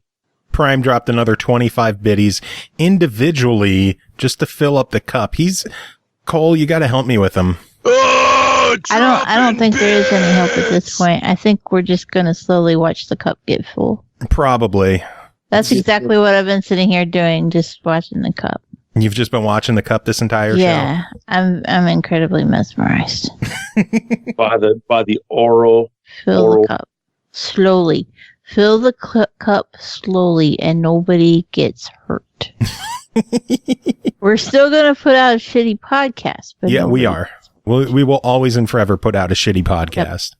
But twice a week, every week. Well, anyway, is Immortal Planet shitty like our podcast, or is it pretty good? Well, I don't see. That's a trick question because my version of the show being shitty is, I think it's good shitty. So is this game good shitty? I don't know. Ask it the different way. No, I think the game is fine. Honestly, I think it plays well. Don't come here looking for somebody that's doing the Dark Souls formula differently, because they're doing it pretty much exactly the same, except it's isometric 3D. Or top down, whatever you want to call it. That freaking view. Magical. That's what I'll call it. Magic view. But what it does do, it does it well, and it's fun to play. It is enjoyable, and if you're in that style of gameplay, then I can't imagine why you wouldn't want to have another round of this style of gameplay and enjoy it. It's a fun time. It's not insanely long, and it's good. I like it. Nice. $15. Your official verdict? I think it's a buy it. Cool beans. Cool biddies? Cool biddies. Cool biddies. No more biddies yet. But biddies will have to wait for the next episode because y'all are done. Thank you as always for being here. Gonna move on with the show. We got some more reviews to take care of. But Cole, since you've been quiet this whole time, do you have any final words? I would make a snoring sound, but I'm not very good at making noises. Biddies! I'm so tired. It's late. I guess Awesome Prime has the final word because he just dropped another biddy. So wet pancakes. Oh yeah, wet pancakes. Let's do that one, George. Wet pancakes. All right, moving on. Jacob Garner's here. Jacob, how are you doing? I'm getting over a cold, and God only knows what else. Yeah, kind of. Plus, like my oldest son got fifth disease, so that's exciting. It's called fifths, like first, second, third, fourth, fifth. because apparently it got the name like because it was like the 5th easiest thing for doctors to diagnose, or like it was like the 5th most common things for kids to pass on with each other, and it was a way easier name to say, some shit like that. And essentially, well, here's the thing. So essentially, it acts like a cold, and then a week later, you end up with like a rash from like head to toe. But like once you get the rash, you can't pass it on. So it's like you don't know that you have it until you have the rash. Otherwise, don't know what you got till it's gone. No, you actually do know what you have once it's gone, because then you have the rash, which the doctors like just looked at my son. We're like, oh yeah, he's got fist disease. Great, that'll be $20, please. Nice. Yeah. So it's real easy to identify, and yeah, so he's gonna have like a rash for like a week or 2. Good times. Yeah. Sounds fun. Yeah. So on the plus side, adults generally don't get it. That's good. Kids are disgusting. If that's a lesson to take away from this podcast, as I'm pretty sure that Cole, myself, Bogue probably used to say that too. So that's Tim. really the overarching. Yeah, Tim. So that's really the overarching theme of this show. Video games are great. Kids are disgusting. And we are now on Spotify and Google Play. That's okay. Sure. Trust me, it fits with the first part of the show. So it's called a running gag. Not sure if you're familiar with it. I don't know. You'll find out more if you listen to the SML podcast on Spotify and Google Play. Oh, well, that's good. I'm too sick for this shit. Did you manage to get more than the 20 episodes uploaded, or? No, it's just the 20 most recent. Oh, that's weird. It's the same on iTunes, which I don't have a problem with considering how timely our show is. Yeah, I guess, but it might be fun to dig into the archives every once in a while. That's what YouTube's for. Every episode is on our YouTube page. That's fair. Oh my god, wait, so does this mean that the movie episode will be in rotation for like a month? What do you mean the movie episode? The one where you did your Dead Trigger review? Well, yeah, but I mean like, the future episode. That's going to be Patreon content. What? Yeah, your Doom stuff. Well, yeah, but I thought, oh man. Unless you're talking about something else. I thought we were going to have the All Jacob episode. Oh, if for when we take a week off. Yeah. You're like, oh god, no. Oh, gee whiz, that episode just mysteriously doesn't get onto Spotify. Weird. Well, no, if it happens and that episode happens, then yeah, it would be on Spotify, it would be on iTunes, it would be on Google Play. I will be immortal. It would be immortal for a month. Yeah. Nice. And everyone would be forced to listen to me. Yeah, like they're doing now. Oh yeah, fair enough. Yeah. It's not like you're a stranger to the show. You know what? Whatever, man. Give me my fucking moment. Damn. So how was your holiday weekend? You pick up anything good for Black Friday? Shit. Okay, so, oh my god. So I got Tekken 7, like the whole shebang. Dragon Ball Fighter Z Ultimate Edition. Nice. Soul Calibur Complete Edition or whatever it is. I got One Night Stand, even though that wasn't on sale, which by the way, we did review. I believe Cole reviewed it, or was it Chris? Which game? One Night Stand. One Night Stand. Who the fuck reviewed that one? I don't know. I would have to look that one up. Yeah. Let's see. Crap, I picked up a lot of stuff. Plus, I picked up the combat pack for Mortal Kombat 11 because my coworker is going to sell me his his physical copy for like $10. Nice. Yeah. I got Sonic Team Sonic Racing, whatever it's called, for $20. Yeah, because that's going to be a Christmas present for my son, my oldest son, the one with the rash right now. Yeah. It looks like Cole did One Night Stand. Okay.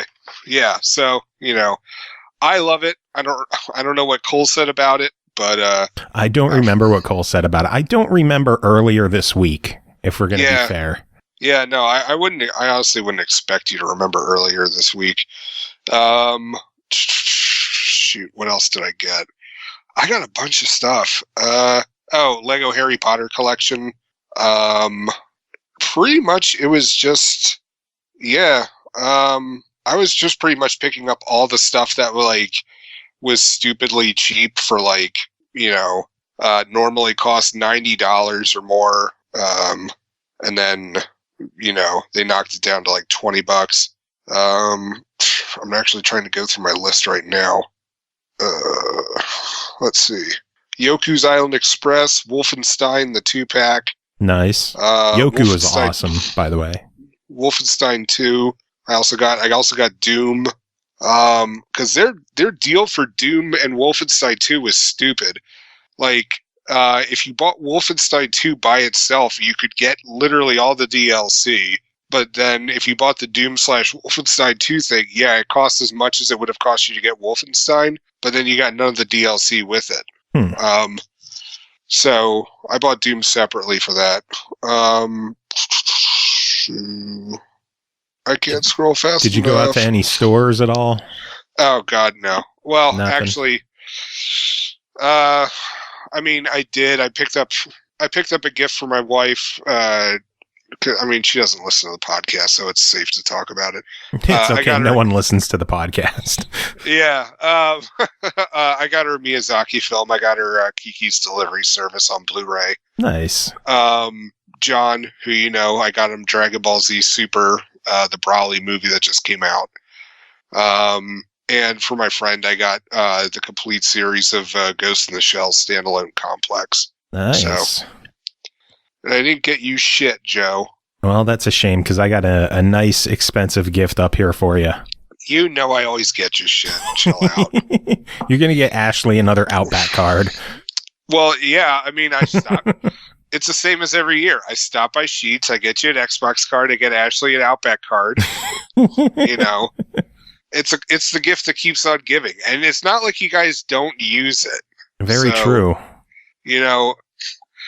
Am I a cheap, unthoughtful bastard? Yes. Yeah, but at least I give gifts that you'll use. Very true. And we will definitely use Outback and Xbox gift cards. Yeah, yeah, that'll be the day when you're like, ugh, Xbox. Ugh. Where's the Sony card? I need a Google Stadia gift card. Oh God, you didn't try to pick that up, did you? No. Okay, good. I have zero interest in Stadia. I've heard nothing good about it. I've heard in practice the technology works fairly well, but I'm not a fan of buying games that can disappear if the service ends. Well, on top of it, that's the thing. Everyone's just like, so how long till the service goes away? Yeah. It's Google. They're going to abandon it eventually. Yeah. They always do. But yeah, did you already discuss what you got on multiple Black Friday? times? Okay. All right. So we won't cover it then. The big thing that I got that I might as well just reiterate once again, because in between recording other stuff and recording this stuff, Xbox announced that in their in the preview program, one of the known issues, they're finally acknowledging that Rock Band is broken. Like, they fucked up Rock Band really bad, to the point where if you have Rock Band and a large amount of DLC on your hard drive, it lags your console to the point where no other games will run. So what's their plan? We got another Xbox specifically for Rock Band. Yeah, I know, but that's not Microsoft's doing. That's, that's your solution for Rock Band. Well, no, Microsoft, I don't know what they're doing, but they finally acknowledged that it is an issue. So hopefully a fix is going to be in the works. This is something that they fucked up with one of the recent Xbox updates, and another newer one made it worse. So hopefully they are on the case and they're going to fix it. Alrighty. Well, good luck to them on that. Yeah, fingers crossed. So, should we discuss Terminator Resistance? Yeah, we might as well. The next game to talk about is called Terminator Resistance, developed by Teon, published by Reef Entertainment, released November 15th on Xbox One and PS4 for $59.99, on Steam for $39.99. Terminator Resistance is a first-person shooter set during the future war scenario that was only glimpsed at in the iconic films The Terminator and T2 Judgment Day. The machines are destined to lose, but at what cost? Jacob, tell us about Terminator Resistance. So, first off, understand that movie-based video games generally don't ever, they're never seen in a good light. Brash Entertainment really messed that up last gen for everybody. But honestly, as far as they go, the graphics aren't exactly the prettiest, but I actually had a lot of fun with this one. And I will explain. First off, it's a tie-in. And yeah, all right, let me backtrack. All right. And the way You're doing good so far. You're doing good. Shut up. The way I explained this game to a coworker is like, think of it like the Star Wars theme park that Disney now has, like at Disneyland, Disney World. You can go in there and you're just like, oh, okay, it's a park, whatever, blah, blah, blah, blah. All right, whatever. Yeah, it's got some fun stuff. There's some cool stuff to do, whatever. Looks neat, great. Or you could go in there and it's a big fucking game of pretend for like, from what I understand, 2 days. Like it operates on a 2-day cycle. Like, and so you're just there for 2 days and you just like, oh, I'm in Star Wars and I'm doing this and there's the First Order officers over there. I'm going to avoid them. I'm going to be over at the cantina and I'm going to do stuff and act like I'm a local, like all that kind of shit. Terminator Resistance operates the same way.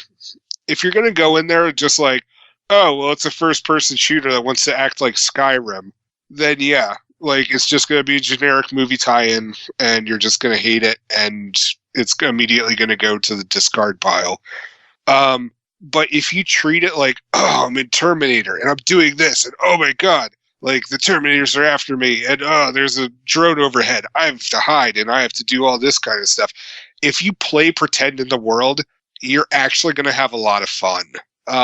Which I know sounds kind of silly, but if you're willing to lose yourself into the game, I honestly had a blast. It was like the story is it's average, but I enjoyed like how big the map was. I enjoyed the various quests that you could do. Which you could also fail some stuff. But it was just like getting around it, and you could tell that they were. I was actually surprised with with the geography of the map, just how varied and like how much detail they took into making it look like like a bombed out wasteland. Yeah, while I was playing it, it really felt like it was a good apocalyptic scenario that you were in. Well, good as far as good can be when it comes to post-apocalypse. Right. But yeah, you know what I mean. Yeah, they actually like it wasn't just like, oh, here's a building, and there's a building. Like they actually took time like to cave out like the individual buildings, so like they actually looked like unique, and like you could actually figure out like land markers within all the stuff. And I really enjoyed that about the game. I will say this: the enemy AI is kind of dumb. I had Terminators who couldn't find me and were like tried shooting through walls at me. And all they had to do was just move over like 2 feet to the right, and then I would have been dead. And also the drones, like they're really easy to not be spotted by. So the enemy AI is lacking, and the graphics aren't the prettiest. Like, I'll be honest, they aren't par, in my opinion, with what this generation should be. But for the fact that it's a movie-based video game, and also like the other big movie-based game that this company has put out is Rambo. I don't know if you remember that for the Xbox 360. Yeah, that was not that well received. No, it was not. So, honestly, like this one, I dug it. It's a great, like, it's a nice little open world game for you to run around and do quests in and play along with in a Terminator thing. Honestly, I've only seen the first two movies, so I don't know how exactly this plays in with the new movie, if it plays in with the new movie, but I don't know. I thought it was fun. Honestly, my biggest gripe, AI, and I'm not exactly a big fan of stealth, but I get why they threw it in there. But yeah, if anything, my biggest gripe is the price on this thing. Yeah, that's something that I know a lot of people have addressed. We have to address it as well. This is a game that on console is $60, but on Steam is only $40. And in my eyes, from what I was able to play, this game triggered my motion sickness like a motherfucker, by the way. I played like 2 hours of it and my face was in the toilet. It was really hard for me to get a lot of time into this game. I'm not sure if that'll affect other people the same way it affected me, but it's kind of known that I have shit stomach with first-person games a lot of times. This one just didn't click with me. But, fuck, what was I saying? What was my point? Price. That's right. Pretty much everyone I've talked to agrees that if this was $40 across the board, this would have been a much more well-received game as opposed to the $60 that it is on console. Yeah, I totally. Although I'll be honest, even then, I don't know if I'd be okay with $40. $30 or less, I think I'd be more okay with. So, if anything, I mean, honestly, I recommend it. I also recommend trying it out first and seeing what you think before going off and purchasing it. If anything, get it when it's on sale. Sounds good to me. Yeah. So cool. Anything else about the game, or are you ready to give it your official verdict? I thought I just did. Oh, well. Buy it, try it, deny it. My official verdict, if you can get it on sale for less than $30, then definitely pick it up. $60 is way too, like, that. I'm sorry. Just no. Not for 60. 40 is a little bit more palatable, but even then, I would suggest under 30 for this title. But I did enjoy it, but there's enough stuff that is lacking in it in terms of bad AI and graphics not being up to par that I can't justify a full 60. And in my mind, I couldn't even justify 40 on it, even though I did really enjoy it. Yeah, I don't think 40 is that bad of a price for it. I don't know if the microphone is picking up my wife coughing in the other room because she's really loud right now. I don't hear her. So. The whole house is sick. So I blame you, of course. Well, I haven't even visited you for like months. Exactly. We don't have anyone to pawn this off onto. Oh. Well, wait, so then why is it me? Because you haven't been here to take it away from us. Oh. I thought I would get you guys sick. No, we're already sick. Oh, well. But yeah, if this was $40 across the board, I could give it a much higher recommendation, but at $60 on console, it's too hard. It's too expensive to really recommend at that price, and I agree to wait for a sale. Yeah. All right. Well, Jacob, always a pleasure having you on, chatting about the Terminators. Do you have any final words before we move on? Remember, folks, subscribe to the Patreon, because then you'll get to hear my upcoming reviews for Doom and Doom Annihilation. All right. And finally, we're bringing in our good friend, Tim Ekabis. Tim, how are you doing? Finally, at last. I'm good. Hi at everybody. Long last. I don't know if it's been a long one. It shouldn't be. You never know with this show. You never know with this one. You never know. So how was your holiday weekend? It was good. I spent it all with a child, but it's nice not being at work. I bought games. Man, did I get some games in my house, and unfortunately, they don't come with the time to play them. And I would have bought more games, except I didn't actually. I traded in my my cup of coins at a Coinstar, and got a Steam wallet code because then they don't, take a percentage off the top. But I didn't get it into my Steam in order to buy a few things off the Steam sale, which is fine because there's going to be another Steam sale in about 2 weeks. Yeah. I didn't know Coinstar does Steam cards. I didn't know that either. Usually I do Amazon, and I saw Steam and I was like, oh, fuck that. Hot damn. I'll get Steam, put some Steam in there. And, so I didn't get anything off the Steam sale, but that's fine because they're going to have another one and I'll buy stuff then. And I got plenty of other games to keep me busy.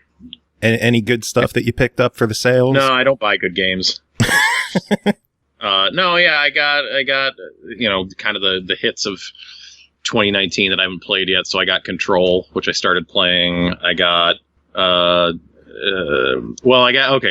got Control. I got a second Xbox One controller because I've only had one unto this point. I picked up Persona Q2 and Etrian Odyssey Nexus. Ooh, did you get the launch editions of those with the... I got the... I mean, I think it's technically a launch edition for Persona Q, but it's not like the fancy edition. Etrian Odyssey is the launch edition. With the little art book with it. They skipped out on a CD this time. I was kind of bummed. That is a bummer. Oh, yeah, there's a pin and an art book in there. And then I got Anthem for $5, which is probably about what that game's worth, maybe a little bit more. I got Assassin's Creed Odyssey for $15 new, and then I hit a buy two get one on recent releases of Astral Chain for Switch and Death Stranding, which there was plenty of used copies of, go figure, and Jedi Fallen Order, which was exciting because that game has not been out long, and they just happen to have one copy in GameStop. Wow. So I was like, all right, well, that, I had Astral Chain, and I'm like, okay, there's Astral Chain, there's Death Stranding. If they have Fallen Order, then I'm going to go in. I'm going in to do it. And they did. So nice stack of games I'm going to try to bang through before shit is spoiled for me during Game of the Year time. That is a nice haul that you got. It is.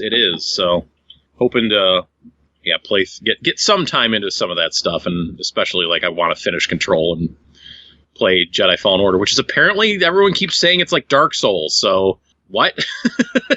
I haven't played it. I watched Ian play it a little when he was down to visit, and it looks really good.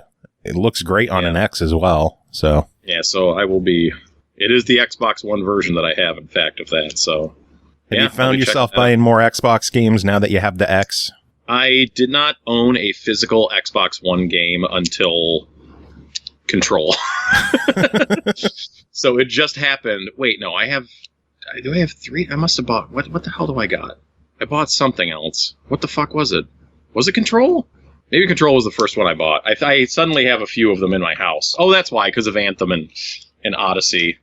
So, now I own 4 physical Xbox One games. So the collection's got to start somewhere. It started somewhere, yeah. A week and a half ago, the answer would be no, I don't have any. But now look at me. Just bringing more problems into the house. Yeah. Good times. All right. Well, speaking of things with problems, let's get into these reviews. Oh, no.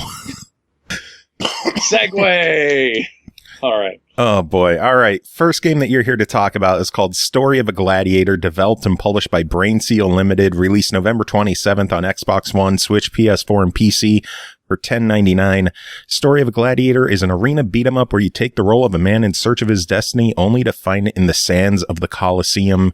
Tim, what did you think of Story of a Gladiator? Okay, so Story of a Gladiator. You can actually pick one of 3 different stories of a gladiator when you are starting the game up. Just some different background for your character, and it will pop up later on in the campaign. There's 3 different campaigns, which I initially thought were tied to the different characters, but they're not. You play through them linearly, in a linear fashion. There's one that's just like Rome and African and Greece, and I believe that is the 3 of them. So you got your dude, whichever dude you pick, whichever background you pick, and you get tossed into, you become gladiator for one reason or another. And the way the game flows is you get tossed into an arena match. You have to defeat, I don't know, I assume you're murdering them, a certain number of waves of enemies. Enemies will come out in waves, and you will win money and experience, and your character will level up, and you will pop back out to the town, and there is a number of shops that you can use to upgrade your character for when you go back into the next fight. And each fight will have, like, you know, different enemies, different numbers of enemies, just different stuff there. There is a good variety when you are going into the matches, I guess, in terms of at least the enemies you're facing. It's like, oh, well, this one, you know, has these, you know, guys with bigger shields. This one has guys with spears that like to stand back and yuck them at you. This one has tigers, stuff like that. By the way, the spear throwing guys can burn in hell. I hate them. Yeah, they're real shit biscuits. Shit biscuits. So the best part of the game for me is that the progression system that they have in place, I think, is really fantastic, like really solid. Like, you'll get gold, you'll get experience, and you can spend your experience to put skill points into your character, which will unlock like different moves and abilities or strengthen other moves and abilities. Like, it'll give you like a backstab bonus and then a better backstab bonus. But it also unlocks things that I kind of feel should be unlocked from the beginning, like the ability to run or do a dodge roll. It's kind of like, you know, there's like some basic tools I feel like you could have at your disposal right out the gate. So you're kind of using those first couple points to fill in things that like that should have been there to begin with. You kind of really should already have. You can, most obviously you buy new like weapons, new weapon, armor, and shield, which are reflected on your character, which is always cool. So you can see your character becoming more powerful. And whenever you buy, you know, you'll buy the most expensive and best thing in the store, and then the next two things will unlock to rub it into your face. You can get like bonuses from the gods, which will give you bonuses in battle. And things you can activate. Like, some of these systems kind of overlap a little bit. Like, when you're in the arena, you will be like fighting for the adulation of the crowd. And they will do things like throw you money, or they will throw rocks at your opponents to stun them momentarily. So then there is the gemstone guy, the accessory guy, where you can get a necklace which gives you a bonus like while you're wearing it. That doesn't cost you anything. It's just like a slot. Like, okay, here, you can wear this in the arena. I guess it's just free advertising for this local artisan. So yeah, there is a really strong loop to the game. Loop to the game, where you go in, you do a fight, you get loot this time. You loot for loot, go back out, and then it's like, okay, well, I'm going to buy some armor. Maybe I need to rearrange my skills, because skills are just immediately refundable, and you can put them into something else if something is not working, which is cool. Or, you know, try different god favor abilities or different amulet, you know, whatever you need. The problem I have with the game is that, like, I don't think actually playing it is a whole lot of fun. Really? I find the combat to be like really tedious, because I'm just kind of sitting there and pushing the attack button and whacking away at these guys. And I didn't find there to be much in the way of like really dynamic combos and like the flow. Like, your character, you know, definitely feels very wooden, I guess I want to say. Like, enemies can be tough to deal with because I found that they did not really telegraph their attacks. Your early shields will not block 100% of damage. So even if you are blocking, you're still taking damage, which is kind of annoying. And yeah, that was like kind of my issue, was like actually like, you know, buying stuff and like going through like the town stuff and building up my character was cool. But then it's like I'd get into the arena. It's like, okay, I got my shiny new sword, but it still just kind of felt the same, only I'm doing a little more damage. Like, even like when I went for a big sword upgrade and I went in there like, oh, I'm going to kick these guys' ass. And it was just kind of like, okay, it just didn't like feel any better. There's only the one attack button. You know, and you do unlock other abilities to be able to jump and roll and get backstab bonuses and other stuff. Jump attack, the uppercut. Jump attack. Yeah, the uppercut. There is stuff that you unlock, but I didn't really it didn't add a ton of variety to the game for me. And one thing that drove me out. So there is button customization in this game, but for some reason, like mapping something to R is forbidden. Like I don't like. I really early on I was trying to like have my run up on R2 or RZ as the case may be on your Switch. And I was trying to put block up on R, and like for whatever reason, like you can't map stuff to R. I don't know why. Yeah, I tried remapping stuff on the Xbox as well, and I just kind of figured that rebinding keys didn't work for some reason.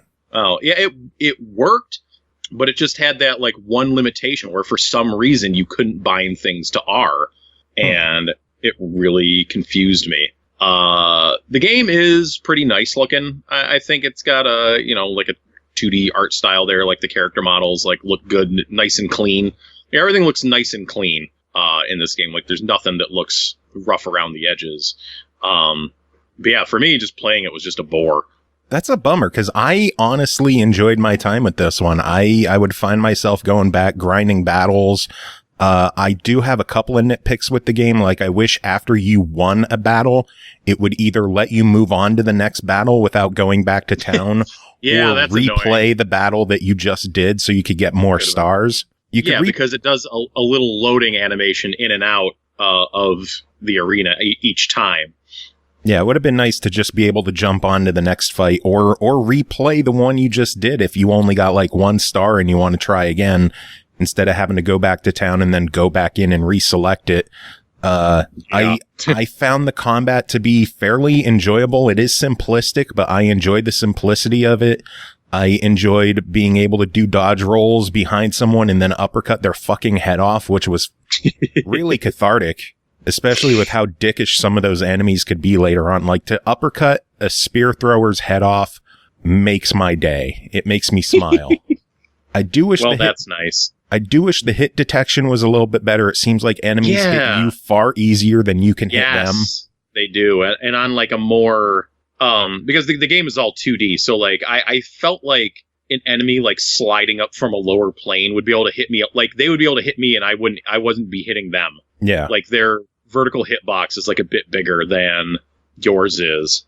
Yeah, and then my last real major gripe is there's no subtitles in the game. So they have story sequences, no subtitles.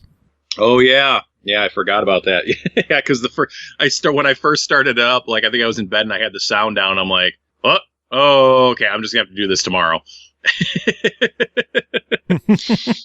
Yeah, but overall, $10.99 on this one. I personally give it a try. I think it's fun. I think it's enjoyable, and it's fairly cheap for what it is, and I don't have a problem with it. So what are your thoughts? Yeah, I'd put it on like the low end of a try it. Like that, like I said, like the progression, all the pieces for progressing are right there. I just don't feel like the beat 'em up action is all that interesting, but is definitely significantly better than, say, that River City side story game I reviewed like a couple weeks ago. Like, this is way better than that. I would much rather spend more time with Story of a Gladiator. But yeah, it's pretty simple. It's pretty straightforward. I feel like I wish the combat had a bit more going on with it or was a bit more responsive, but it's aight. All right. Well, next game to talk about is called Marvelous Animals, developed by Mode Studio, published by Badland Publishing, released November 22nd on the Switch for $4.99. Marvelous Animals is a fun and cute adventure in which you'll be in charge of leading these chubby animals to their home. Tim, tell us about it. Shit, bad time to drink water. Marvelous Animals. Yeah, I thought this would be a fun game to play alongside my child. So, you know those like little like wooden puzzle box things with like a dial on each side and there's a marble in them and you have to like carefully guide the marble through a maze without it falling down a hole. That's Marvelous Animals. That's what this game is. Except it's African themed. So the marbles are marbleized animals. And yeah, the boards kind of have a savanna theme to them. So you have your marble, which you need to balance and guide into the hole. Now, this game is motion control only. It relies... it relies solely on the gyro in your controller to move the stage and guide the marble into the hole. There is no option to just, like, use sticks. There is no option to change the sensitivity of the gyro. It just do what it gonna do. I will say playing it in portable mode, with the Joy-Con strapped on, it seemed to be less sensitive, which it would fucking need to be, for you to be able to see the screen while you're doing this. But still, like, I'm not a big fan of having to tilt the screen that I'm holding because it makes it tougher to see. Yeah. Either way. So, yeah, you have these levels, and you have about 40 of them in total. They're divvied up between North Africa and South Africa. So you'll go into a level, and when you get into the level, it presents you with like a few different goals beyond just like, you know, finish the level, which is, you know, collect a certain amount of coins, get a certain number. Sometimes many levels will have more than one animal ball in it. The animal it decides to put in the level is random. It pulls it from a pool that you will unlock as you go. And yeah, collect coins. What's the other one? Probably one that's like take no damage or something like that. I'm trying to remember what the other. Yeah, there's like time-based ones. There's like collecting coins. There's like getting a certain number of balls through the holes, to the goal, and unlocking those. And you need to get those stars. You need to get those stars in order to unlock South Africa. You need 45 stars to unlock South Africa. We'll get to that in a second. Out of how many stages? Out of like 20. So it's like you got to get 45 out of like 60. And like, I mean, really, I ended up having to go back and replay levels to unlock more of them to get more stars. But like for the ones where it's like, oh, I just need to get it in like 5 seconds. In that case, I just like I have to get one ball through the hole. Okay, I'm just gonna flip this freaking thing and send one ball down into the hole. And like sometimes there's a ball that just starts near the hole. Like it's weird. Like the game doesn't really put a lot of goals in place that's like, oh, make sure all 4 of your balls make it in the hole. Like I just kind of did that instinctively, but then I found out it doesn't really fucking matter. In most cases, it just wants you to get one through there, which is weird. But yeah, there's coins around which you can pick up the coins which you need to buy more animals with. Some levels will have hazards, like little spike hazards, and the hit detection on those is real bad. Like they will just do damage. It's not a one-hit kill. I think you get like 3 or 4 hits, but like just kind of breezing by them will sometimes enter the danger zone, and like you'll just be taking damage, and it's not good. Like that does not feel good. And like the first time it happened, I was like, wait, what? Wait, I wasn't even close to the thing, but I just wandered close enough. It wasn't like I banged into one. I mean, if you bang into one, you take damage, but sometimes you just breeze by and you take damage from them. And then, you know, if your marble dies, you start to level over. So yeah, as I mentioned, as you play levels, you will unlock the ability to purchase more animals in the shops. Like you start out with like a cheetah and a gazelle, and you will purchase, you know, the majestic lion. There are lemurs, elephants, alligators, you know, nice. Many animals. I believe I was told in the write-up for this game that there would be animal facts involved, and I don't remember seeing any animal facts or any.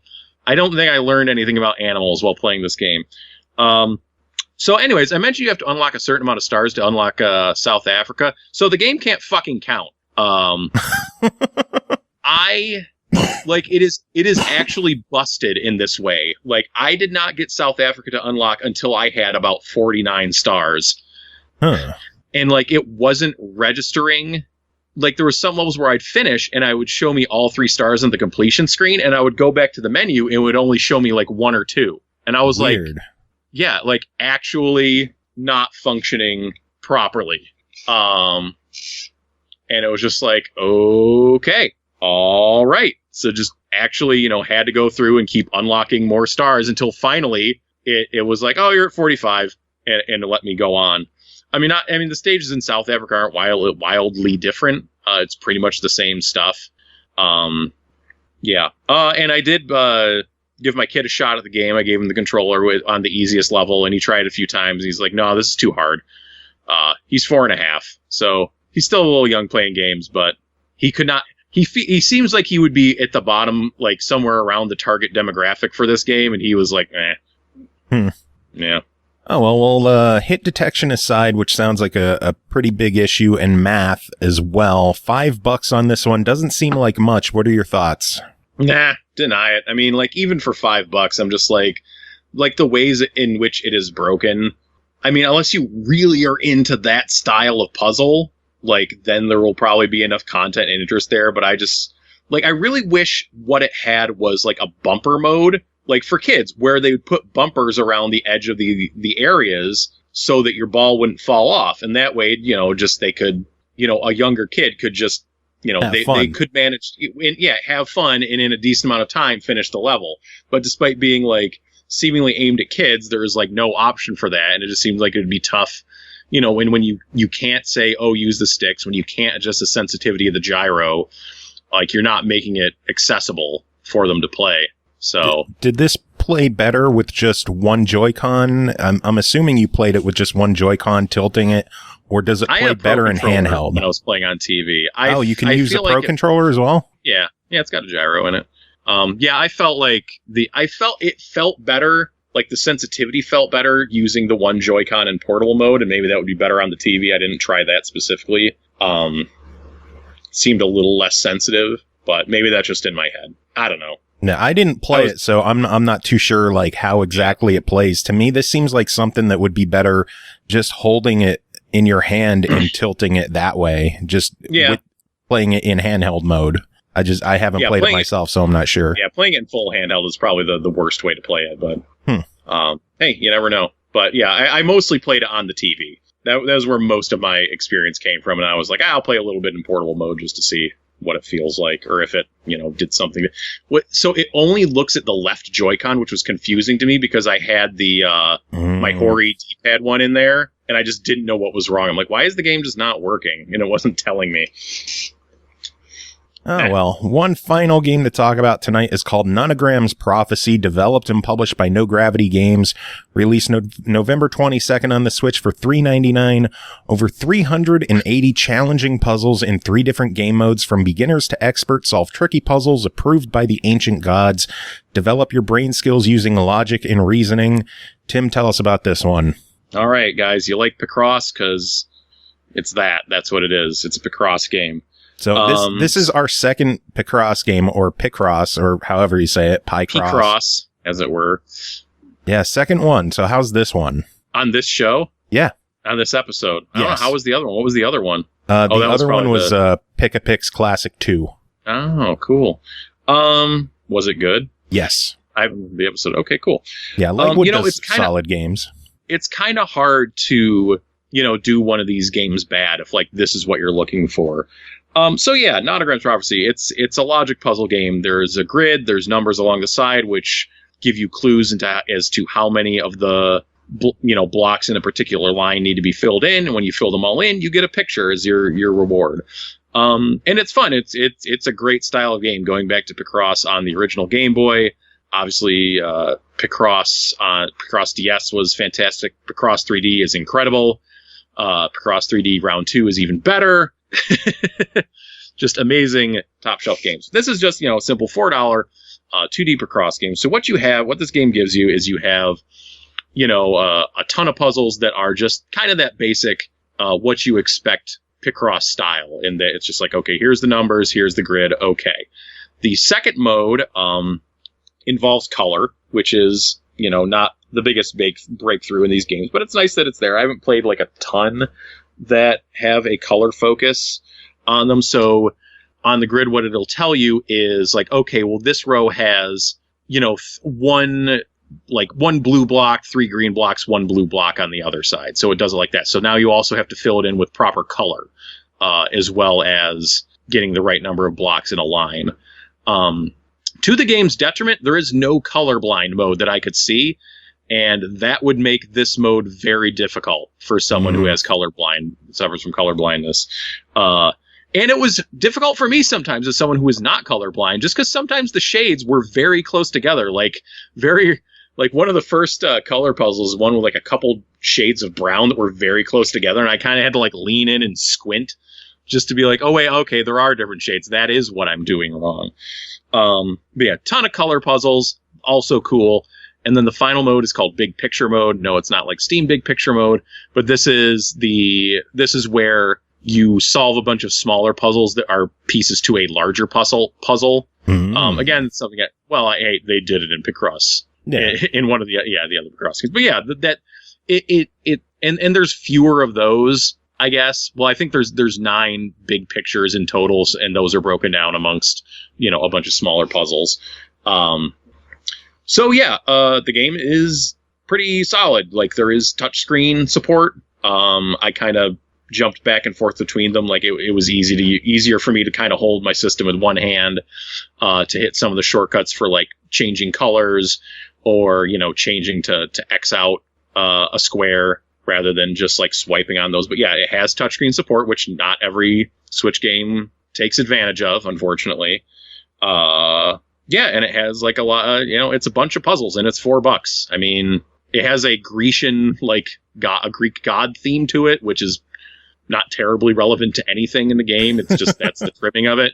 That's the trimming around how it feeds the puzzles to you. So yeah, you have those 3 puzzle styles. There's a bunch of puzzles. It's solid. It's fun. It's $4. I mean, of course, it's hard to fuck up Picross. It is hard too, but it has, other than the lack of a colorblind mode, it has all the features there that I think you would want to play this game. So your overall verdict at $4? That's a buy it. And it was on sale for like $3 over the weekend. I don't know if it still is. Might be as of this recording. I don't know.